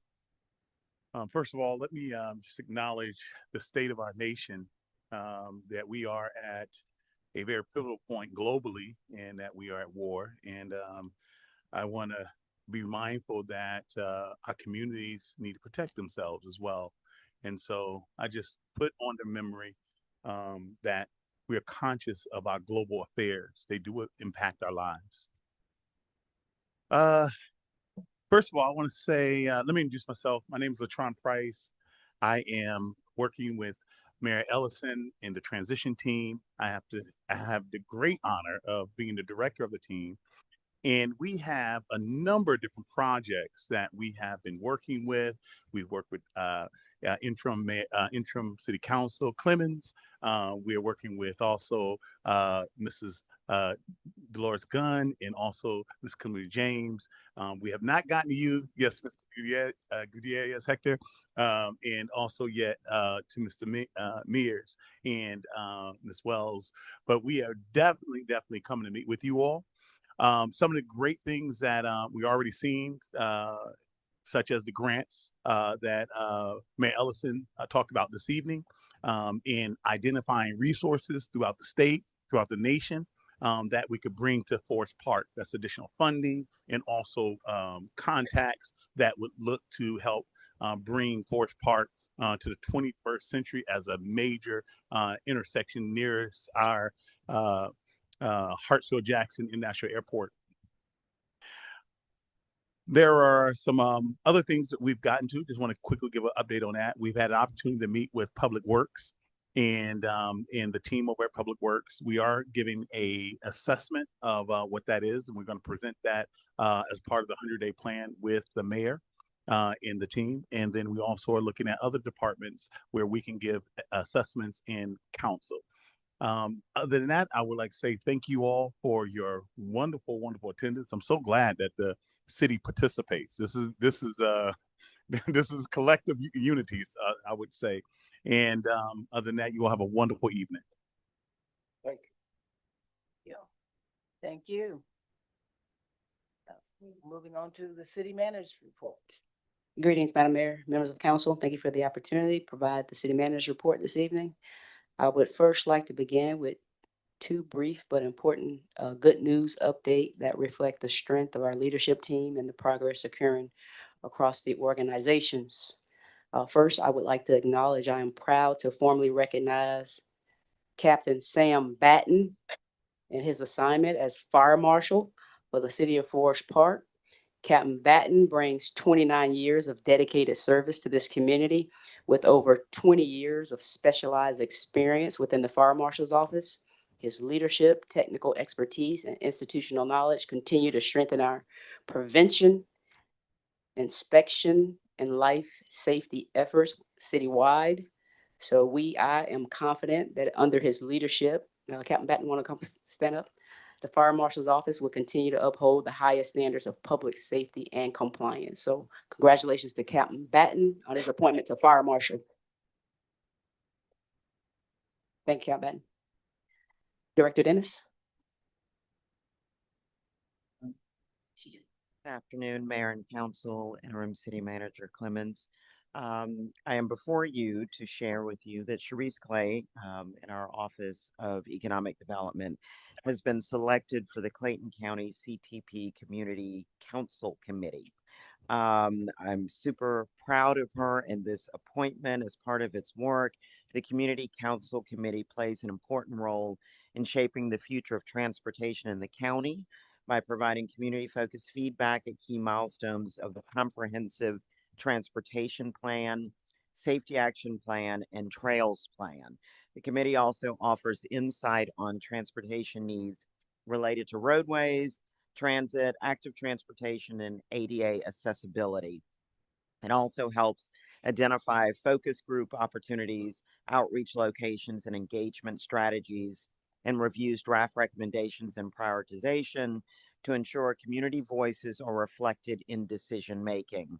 This appointment represents a meaningful opportunity for the City of Forest Park to have a strong voice in countywide transportation planning and community engagement efforts across Clayton County. Ms. Clay will represent both the Office of Economic Development and the City of Forest Park with professionalism, insight, and clear commitment to advancing our strategic priorities. We're confident that Ms. Clay will serve in this role with distinction while helping to strengthen our partnerships and visibility throughout Clayton County. Unfortunately, she had to leave because she had another event, but please join me in congratulating Ms. Clay on this well-deserved appointment. Thank you. All right, Ms. Warrior, Sumter update.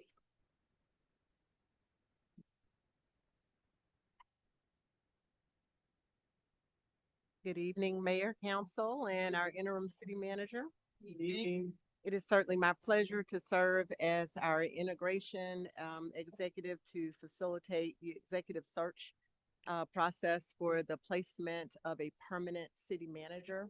And I'm just here to bring just a few updates to get you up to speed on the administrative and contractual steps that were required to transition from the city council approval that we hope to get tonight during your executive session meeting to the formal launch of the candidate recruitment phase to source candidates by the chosen executive search firm that's Sumter Local Government Consulting.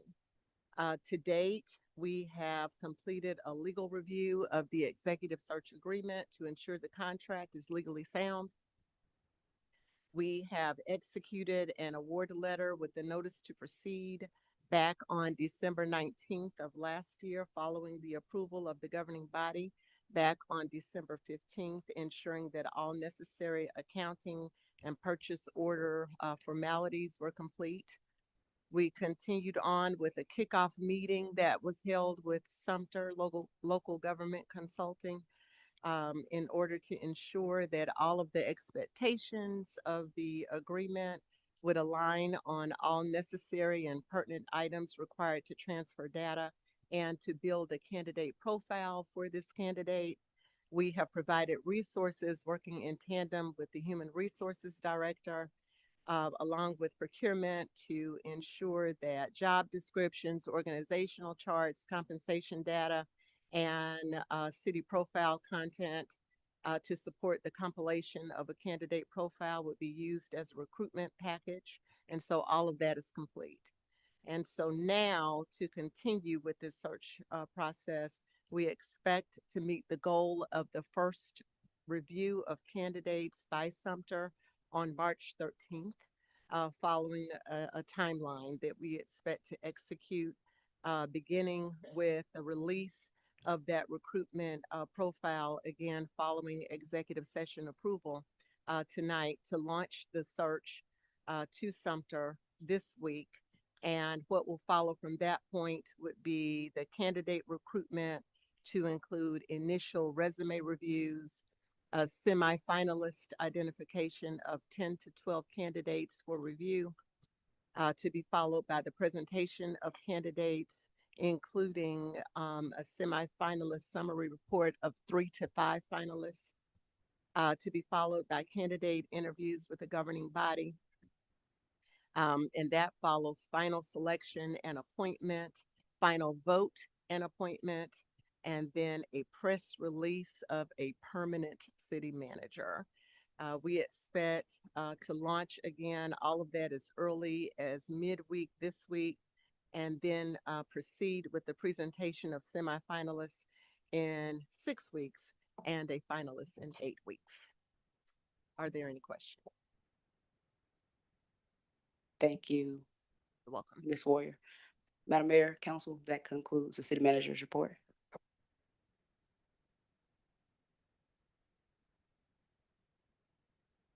I must apologize. We need to go back to the public comment. We missed someone. Miss Joanne Thomas. She's still here? Okay. I'm sorry, we missed your.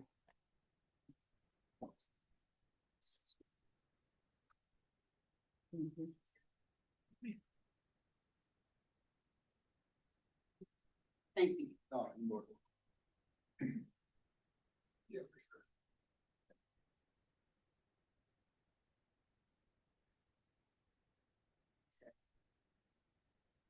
Good evening, Madam Mayor and Council. Good evening. I come before you once again with a problem that has been plaguing us out at Park at Fort Gillum.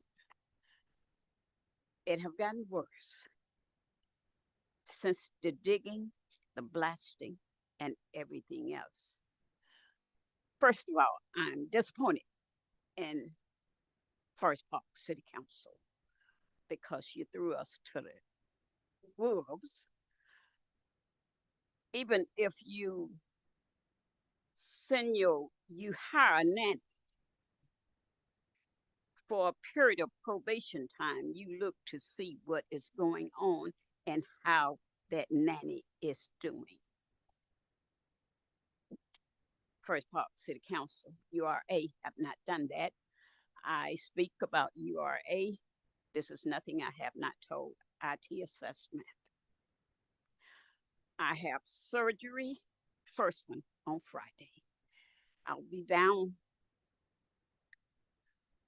pretty close till about a year. Then I'll go back. But now, human feces, where they had to go in and dig up underground at my back, is still out there. Human feces. And I complained, I have complained before TI, before this, it was handed over to TI assessment. I asked each and every one of you to come out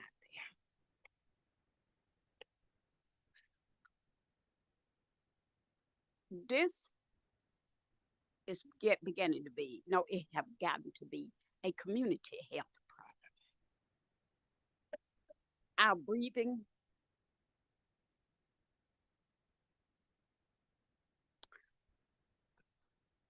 human feces running. That's no way to treat your citizens. I wouldn't do it to a dog in the wild. I'm a veteran, and I'm not happy. But I will call the state tomorrow before I go into surgery Friday because I'm tired.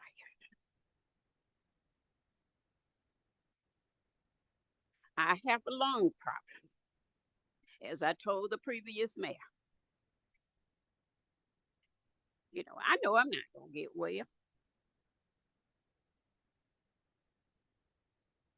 I don't want to go to court. I don't want to do anything else. But you need to fix that problem. And if you think I'm lying, come. Right by the office is my back. Look for yourselves.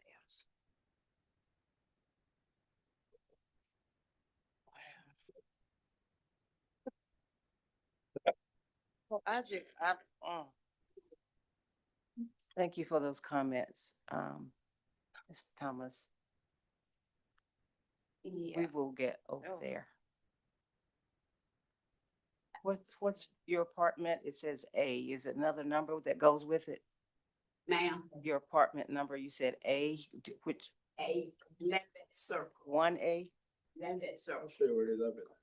If you see the rent office, if you come to the rent office and look right in front, you'll see that where they had to dig it up. Human feces is still out there. You smell it. My family wanted to come. For me, so.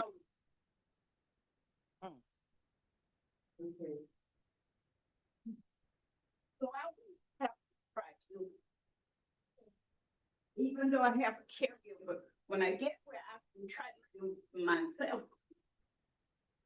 nobody wants to cook out there. You don't want to smell that.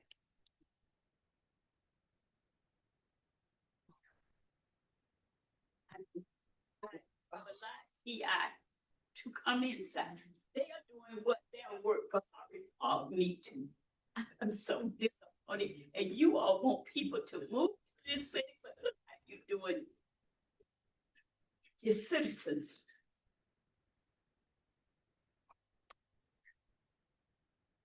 We will be looking into that, Ms. Thomas, I promise you. Ms. Thomas, I'm up here in tears right now because for one, that could be my mom. That's right. That could be my grandmother. And I know the feces have been out there for a long time because I heard about it about a month ago. Right now, our city is going backwards. At the end of the day, people get in office and they forget who put them there. They get in there and they want to focus on inside stuff. But then we got residents like this coming up here, pouring their hearts out to us, and they getting ignored. And I know it's been ignored, that part, at least for a month, because I heard about it. That's embarrassing. Every elected official, and that's not even my ward, but at the end of the day, we represent every resident in this city. How would you feel if that was your mama?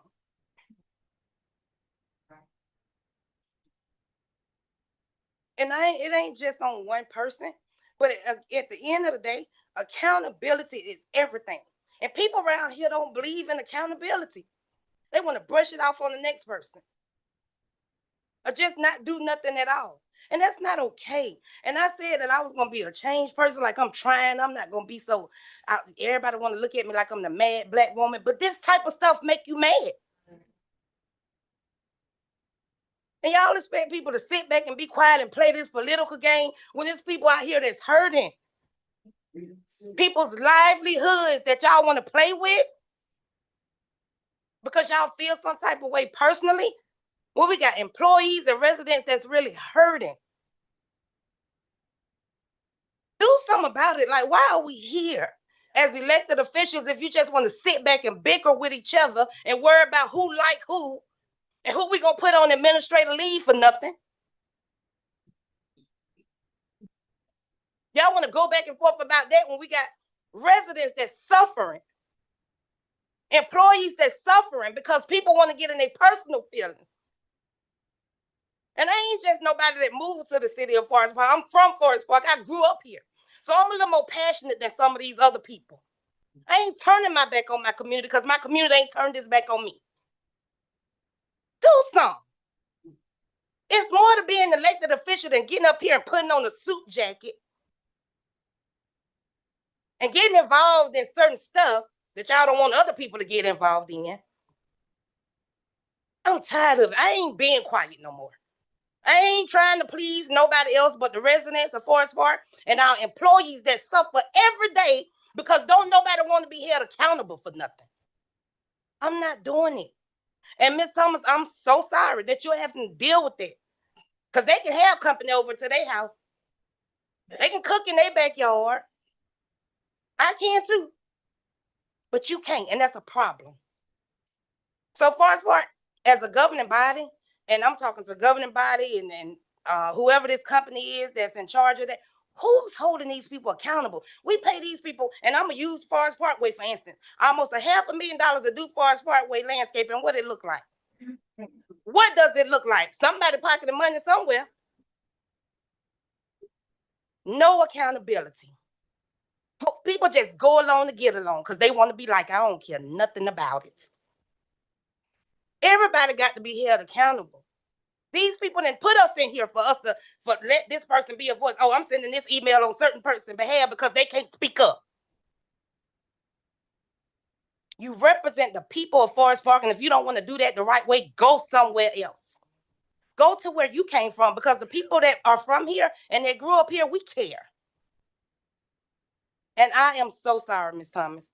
But hopefully somebody can be held accountable for it. Madam Mayor, Mayor. Madam Mayor, Mayor. Okay, so I just want to speak on behalf of the URA, Ms. Thomas. Thank you for your comments. I do want to kind of clarify some things. We did get note of the pump station, I think it's called, that was a problem. Okay, the reports that we got was that it was corrected, it was fixed. I will send somebody out there, and I know that, we did tour, but I will send somebody out. And matter of fact, when you said that, I directly sent a message to, Mr. Dunn, um, because, and his response is that he's our staff is very responsive. Let me know who the resident is and what the apartment. So I did send him your information. But as I stated, we did get that information a few months ago or a couple of months ago, whenever it was, and we did get someone out there to correct that problem. And I thought it was corrected. So I hear you. I acknowledge that I hear you. And it's not that we are ignoring you, not at all. One of the things that we are doing as the URA board, I'm speaking as the URA, is assessing that entire property, and trying to see how we can upgrade the entire property. So I hear you, and I got your information to Mr. Dunn, and I'll come and check on it personally myself as well, okay? Yes, ma'am. But I'll check on it, even with your surgery, I know where you are, and I'll make sure that things are. Rehab, by the time I get out of rehab, by the time I get out of rehab, I don't.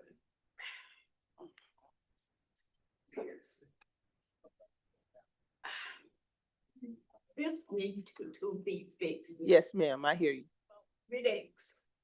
I got relax at my house. I understand they didn't know that was there, but I knew something about it. Like I said, I spoke with TI, but this is the city's problem. This is not a TI. TI is only a management. If you own something, please see about it. Yes, ma'am. Yes, ma'am. Ms. Thomas, it's embarrassing to me as your ward. It is, but I will say you have my personal number. I don't want you to wait till a public meeting to come and let us know these things.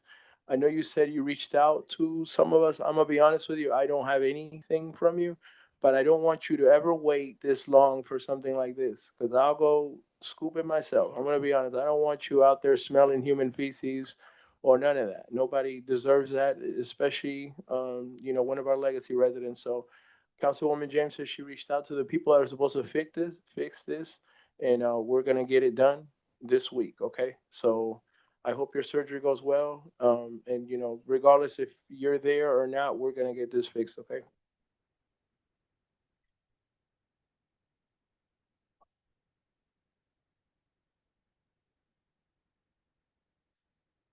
Any more comments? Okay, we're gonna move on to the consent agenda. Council approval on funding for the Forest Park Administration Complex. Public Works. I make a motion that we approve. All in favor? Aye.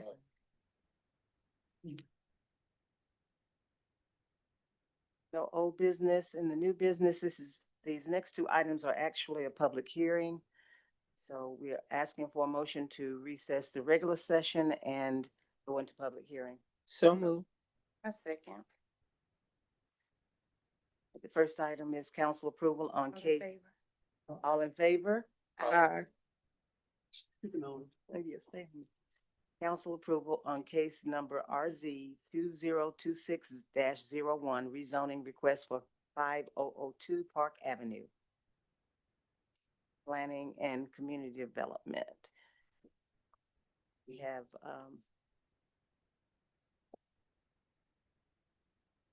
going to offer 10 minutes for each side. Anyone for the pros for this hearing? You come first.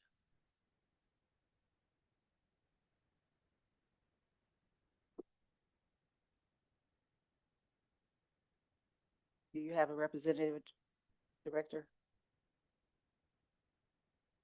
From the owner or the applicant? Yeah, is he here or he or she here? The applicant was present, but I don't see him in the audience anymore. But Mr. Malone is here for 80, are we 87 Royal Drive? She represents. Can you speak on his behalf? Yes. Or make comments? You don't have to, if no one steps up, you can skip through, you don't have to go through. Mayor, if I may. So- Oh, I'm sorry. Go ahead. Go ahead. So if there is no one from the public to speak in favor of it, then you would just move on to ask if anyone is against it. Since the city's already given their presentation, and really we shouldn't be speaking on behalf or in favor of anything. Yeah. Is there anyone against this proposal?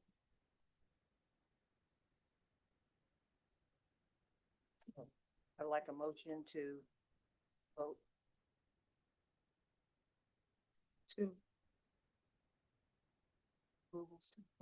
So Mayor, once we close the public hearings, then you can call for the full vote on both of these items. Thank you. The next item, stay there. Council approval on case number CUP 2026-01. Conditional use permit for 87 Royal Drive. Is there anyone here that's for this? Would you like to come up and speak?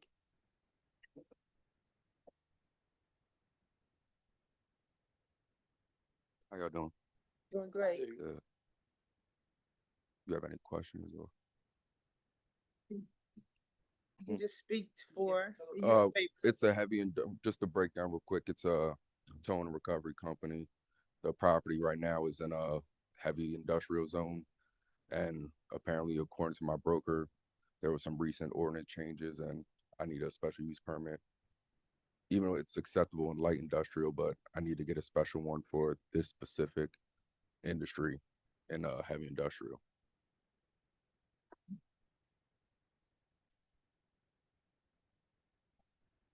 Thank you.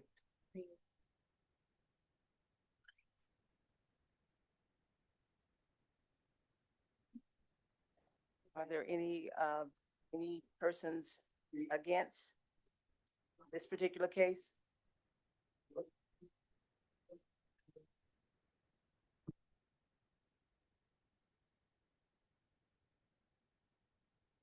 So, Madam Mayor, since we don't have anyone in opposition, I will make a motion to close the hearing. All in favor? Aye. No, we still have. Okay. Next new business was about the approval of the city's current permit fee structure. Mayor, It's going to, there's got to be a vote on both of these. Yeah. So I will make a motion that we approve the case RZ 2026-01 for the rezoning request for 5,002 Park Avenue. all in favor? Aye. Have a quorum. I will also make a motion that we approve the CUP 2026-01 conditional use permit for the 87 Royal Drive. All in favor? Aye. Motion passes. The next item, council approval of the city's current permit fee structure. So, Madam Mayor, I do have a question because on this item, isn't this just a discussion item? We already approved this. So we actually do not have to approve this current This is- permit fee discussion. This one's just a discussion, and I think we're going back to the drawing board to see if there are any adjustments that need to be made. We'll discuss that in executive session.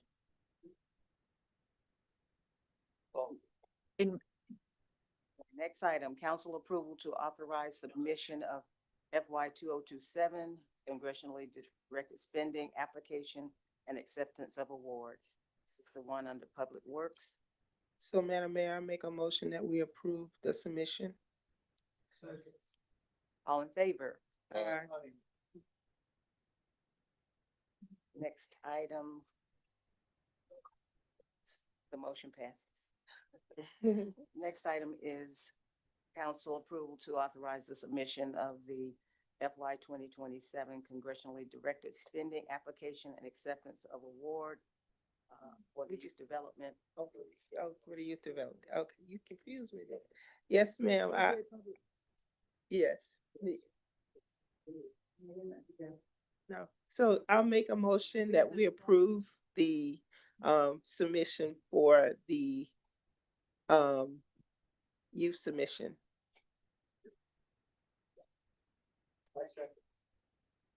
All in favor? Aye. The motion carries. We have one more item. Council approval to confirm Vanessa Holliday as the city clerk. I'll make a motion to approve Ms. Vanessa Holliday. All in favor? Aye. Any opposed? The motion carries. Yes, we do.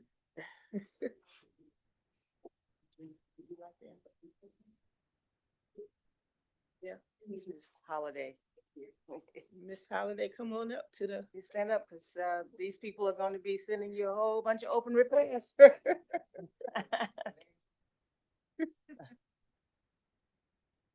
Good evening. Good evening. Thank you very much. I appreciate the opportunity. I look forward to working with each of you and also with staff and also representing and working for the city of Forest Park. Thank you very much.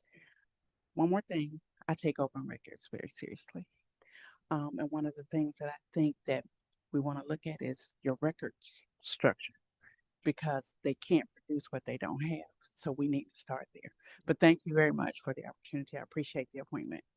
We appreciate you. Thank you so much for joining us. Welcome to Forest Park. Madam Mayor, Madam Mayor, Madam Mayor, if I may, I would actually like for Ms. Holliday, if she would, to give her experience, so the city will know her You to experience. give bios. Here. Not for us, for us. Good evening. Good evening. So I am Vanessa Holliday. I've served in as a professional career administrator for about 30 years. I served 16 years as city clerk in a different municipality. And at 24, 25, I was actually selected as city clerk of the year for the state of Georgia. And I served as the district director for District 3, which was over 12 counties here in the metro area, and also on the executive board for the Georgia Municipal Clerks Association. So I look forward to working with the city of Forest Park. Yay. Thank you. And congratulations and welcome. Closing comments by the governing body. Start with Ms. James. Okay, well, thank you all so much. I'm excited about this evening and the things that we were able to do for the Teacher of the Year. I really take this role seriously. I know that some of the questions that I asked were pretty hard when it comes to our finances and making sure that we are fiscally responsible for the things that we do. I take every resident seriously with what they have to say and communicate. Truly, you know, a lot of times we hear information, we jump to conclusion. I don't want you all to jump to conclusions. I want us to make sure that we are um, getting all the information. So no way would I want someone living near human feces. I did not know that was occurring.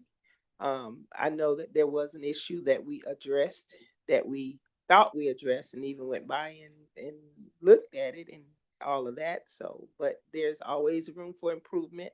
Um, I always take what's said seriously.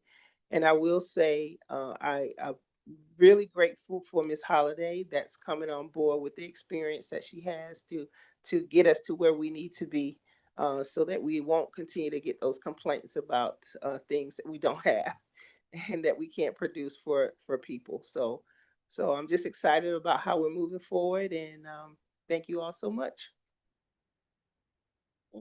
Well, I want to thank all our residents that came out to our Health Fair 365. And it was amazing to see that we have other businesses in the community. We have a farmer's market, a mini farmer's market right here on Main Street, which is awesome. Also, I want to thank Mayor Ellison. Thank you so much for coming out to our Black History program. I called her up and she put her hands to and really came and assisted me. She was on the panel and she executed, and I was so proud. She represented our city well, and they're asking you to come back out. We're gonna do something else, but I appreciate you. Your time is valuable. That was on a Saturday. You didn't have to do that, and I know you have other things. You know, you have your hands to business wise, but thank you so much, and we're so appreciative of you. Thank you, Forest Park, for always participating in these many activities that we present here in the city. You guys stay focused, and I appreciate your time coming out. Staff, get home safely. All right, everybody, thank you for the ones that stuck it out to the end. Y'all, the real ones. Not you, staff, because y'all work here, but the actual people that showed up. No, for real, we appreciate y'all. Thank you for the presentations; they were great. Shout out to Director Maxwell and Finance, Director Wiggins, just taking all the punches up there. I appreciate everything you do, and Jeremy in that department, and I'm pretty sure Nikita, Miss Nikita, also. I might be forgetting somebody else, but thank y'all for what you do and answering all our questions. We want to make sure the public is aware of everything we're doing. Um, Shout out to everybody that made a public comment. Thank you for that. You know, we are going to work on that. I'm excited. Miss Holiday's on board with all her experience. Welcome to Forest Park, ma'am. Welcome to Forest Park, also to the 4 new firefighters. Um, and you know, shout out to you, Councilwoman James. That was the Teacher of the Year recognition is, you know, as a former educator, one of my favorite things that we do, because these people are the ones in our classrooms guiding our future. And that's very important to any community. Lastly, I want to invite everybody in March 10th. We'll be opening a clinic in Huey Elementary, and I'm pretty sure the governing body got some invites. Check your Barracuda if you didn't. The Barracuda is a software that our IT director installed to avoid any scams or spam email. But we will have a full clinic in one of our elementary schools. In the future, we'll have one at Forest Park Middle School. But this is to just address anything. It's open to the community. It's not specifically only for the students there. So we want to make sure that our community has access to these things. So March 10th at Huey Elementary at 10 a.m. We'll be opening up the clinic. The district got a $3 million grant, and they're opening up 3 clinics here in Clayton County, and 2 of them are in Forest Park. So we're going to get one at Huey Elementary and another one at Forest Park Middle School. So thank you, everybody that came out again, and please reach out if y'all need anything. I have my cards up here or my email. I really take serious any resident call that I get about anything. So we're going to address Miss Thomas's issue over there, and we're going to wish her the best in her surgery that she's be having. But thank y'all. Good evening, everyone, and thank y'all so much for being here. So I have a few things to say. The first one, about I want to ask Councilwoman James this question, or I don't know if it's the URE board, as far as, don't we pay someone to be on call. Like, to me, that's an emergency. So I don't know if it's the URA or just the city that does, but somebody needs to do something. Yeah, there's a property management company that's there, and they are responsive. Matter of fact, I'm on the phone with them now, so. Okay, good, good. And then I think it was Mr. Latron. I can't remember his last name. When he came up to the podium, he said that we are at war. Right? I think I remember him saying that. But I'm not talking about the war that somebody caused upon the United States. I'm talking about the war right here in the city of Forest Park. Now I done got a lot of questions, and it's embarrassing because I'm gonna tell you like this. Anybody know and buy whatever, do whatever you gotta do. Our police chief. I keep getting calls after calls after calls after call. Where's Chief Chris? Hell, I don't know. I don't know. And that's sad, right? That's sad. For governing body members, some of us, because some people know they have these secret meetings. For some people to know what's going on with our police chief, and for the governing body not to know, for the city attorney not to know, for the mayor not to know, where is our police chief? Chief Chris is one of the best things that could have happened to the city of Forest Park. The best thing, and I think that's why you see his officers here. They ain't here just to see what we got to say. They want to know what happened to their chief. Chief. So right now, there is some stuff being investigated, but we have no idea what. I have no idea what. And so because I'm a transparent person, and because I feel like our community needs to know what's going on with their police chief, your guess is as good as some of ours. But I will say, and I done cried about it ever since I found out. I'm a crybaby. I'm sensitive. That's because I care. That's because I care. How these folks doing Chief Chris is a disgrace to everybody, our community. And it's personal. And I'm going to tell you why it's personal, because he ain't did nothing. He ain't did no more than what somebody else doing. But they still working. He don't have all of these grievances and complaints filed on him, but he's not here. So I'm going to go back to the word that I say when I say we need to be consistent in all things. You don't pick and choose because of a relationship that you have with somebody, whether you're going to discipline them or not. We got a whole department that's being torn down. Yet the police department, folks happy. You might have a couple of people, and maybe that couple of people ain't doing their jobs. But who's looking into that? So because somebody made the comment, I'm going to call names, Councilwoman Gunn, Chief Chris, so you done picked the side? Pick the side. Why is it about sides? The man did a job. He's doing his job, and he does it so amazingly well. She can respond. She can respond. But that's what you asked that question, so you done picked the side. Whose side is he supposed to pick? I've never known him to play politics, yet he's in the middle of it. I never heard not one of his employees complain, yet he's not here. Why? Y'all making a mockery of our community. We get one good chief. If you look at the past city managers we had, you look at the past police chiefs that we've had, this man came in here and turned our department around. And I was one of the people that was followed for 3.5 years by our police department. Didn't like the police department, but Chief Chris changed that. But because you got your ill feelings personally, you want to bring that into our community. You want to take the people's person away from our community because you feel some type of way personally. You can't tell me if it ain't sexual harassment, if he ain't stole something, and you got proof of that, it's no reason he shouldn't be here right now. Because there's people doing way worse that are still here. I ain't finna keep sitting back letting y'all tear my community down. I'm sorry. You're sorry. I'm sorry. And let me tell you, Chief Clemens, I respect her as the fire chief. I've lost all respect as an interim city manager. Because as an interim city manager, we have had more people been fired and wrote off with her as an interim than we had with the permanent. But these people just sit back like everything okay. Y'all okay with it because y'all go along to get along because maybe she doing what y'all wanted to do. But you can't go home and go to bed and sleep well at night knowing that you're a part of this process. And again, I'm going to say, this is our community. You come here and collect a check.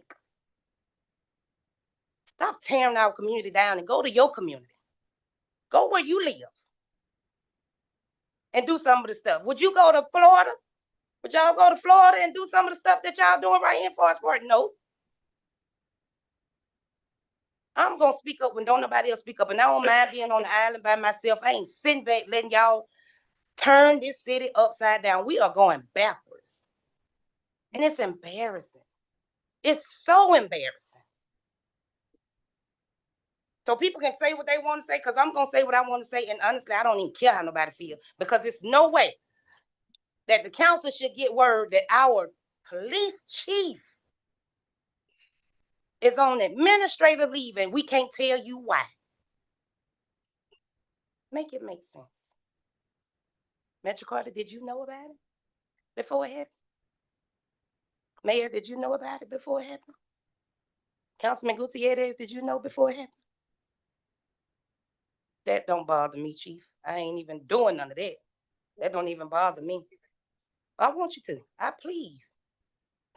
Because it's not right. It's not right. We got a whole department. Like, I'm leaving to go to the community forum that the police department put together and broke down crying because I can feel the energy in there before I even got in there. And you tell me this man ain't making an impact on our community? I want you to respond. And anybody else that want to respond.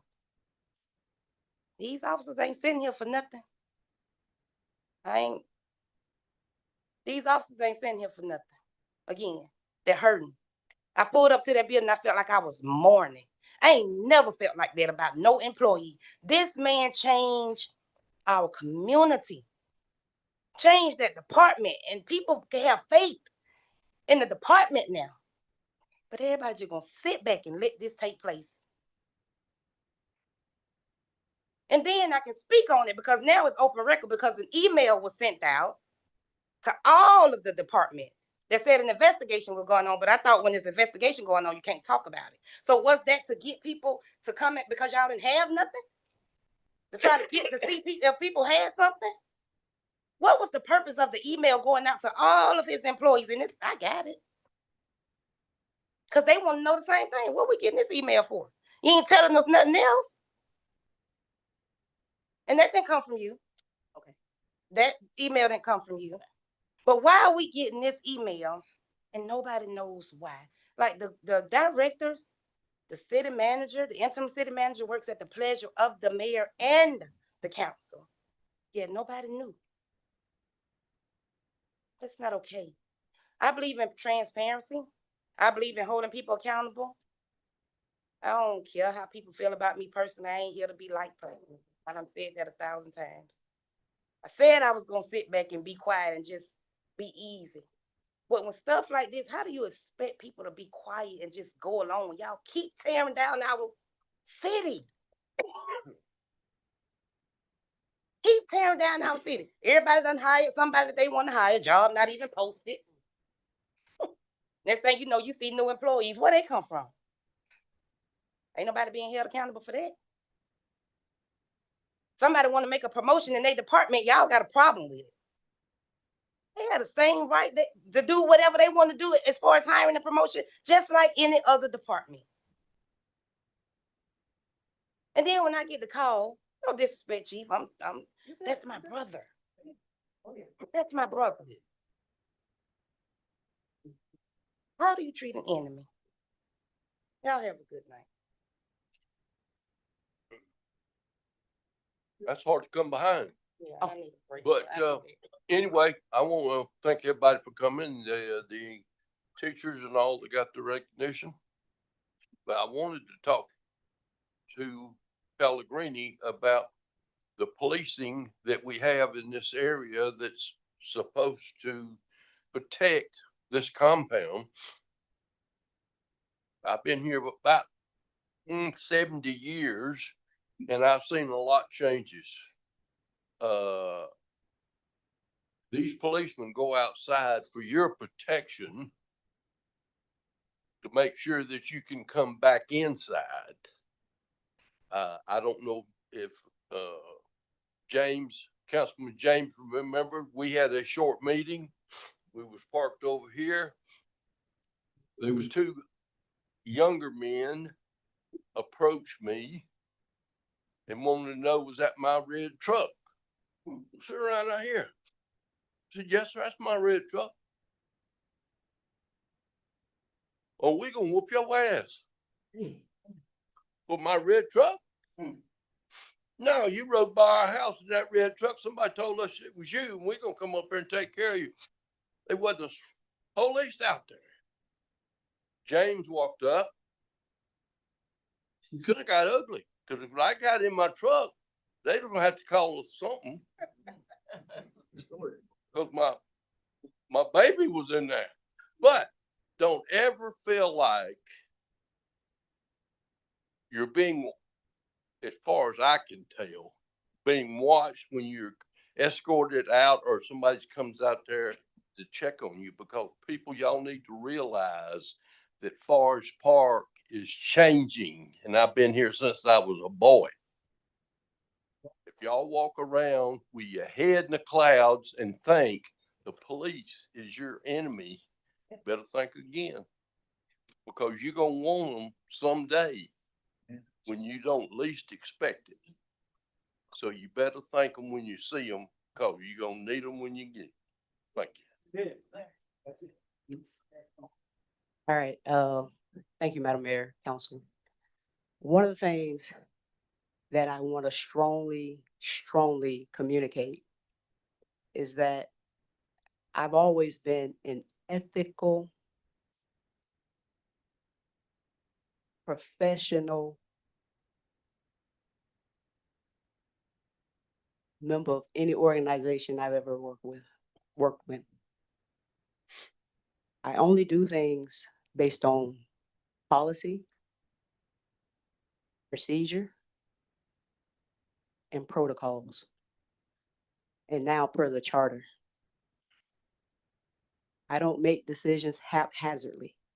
That is a fact.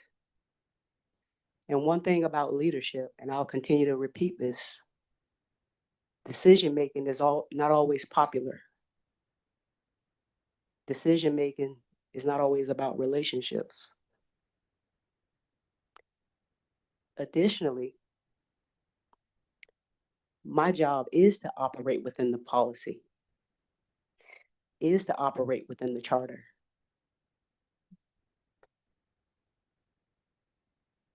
And there are no secrets with mayor and council at all. Some of this discussion was going to be held in executive session. The mayor and council will be briefed in its entirety. But the mayor and council was notified when the decision was made. They were notified the same day. And that is a fact. Thank you. So I want to say one thing, and I'll leave that alone. But yes, I got the call too. We all got the call. So thank you, Chief. One of the things that was said in the state of the city, state of the, whatever it's called, was trumpaccounts.gov. So if you have anyone that, my grand is too old, but if you have anyone that was born January, wait a minute, I'm looking at the date again. January 1st, 2025 through December, well, future date, December 31st. If you have anyone that you know have a little baby or having babies, have them go to trumpaccounts.gov. You might not like the name, I don't care, but basically they're gonna put money in your baby's account. And that money is gonna stay there until they're 18.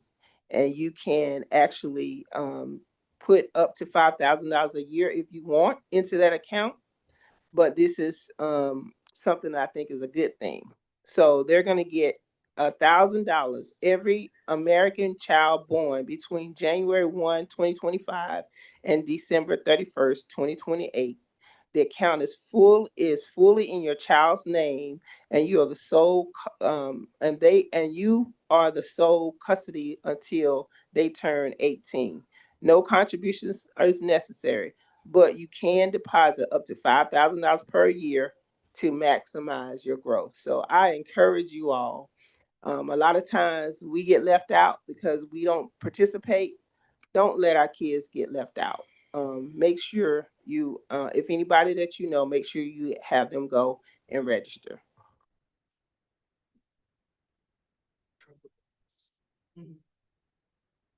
Um, City of Forest Park.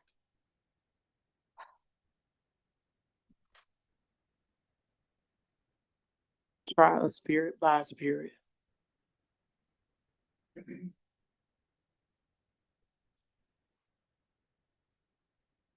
And so I want this city to stay prayed up. It's taking a lot of self-control sitting here right now. And your good name, a good name, your name is all you have at the end of the day. When this seat is vacant and the next person come here to sit, to make sure they execute and serve for Ward 2.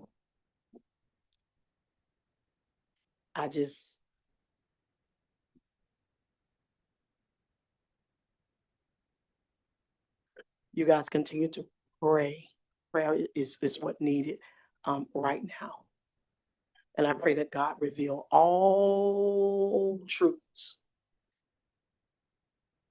because your good name, Mayor Butler, Mayor Butler, wherever you at, may God bless you. She's on the wall.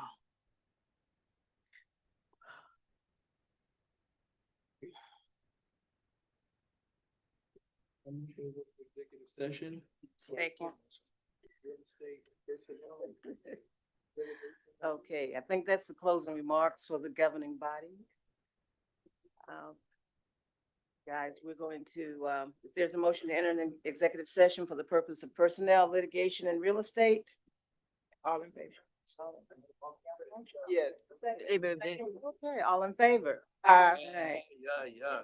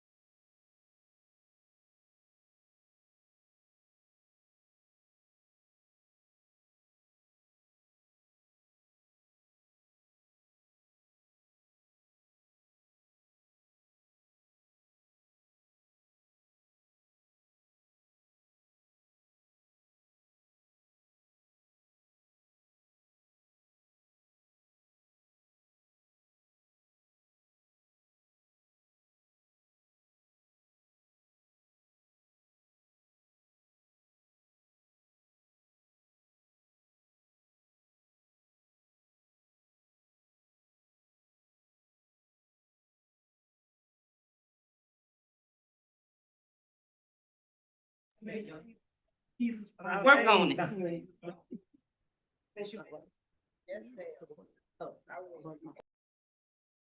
A motion to exit. Is there a motion to exit the executive session I make a motion that and we reconvene the regular session? Okay. All in favor? Oh, aye. The motion passes. Meeting adjourned.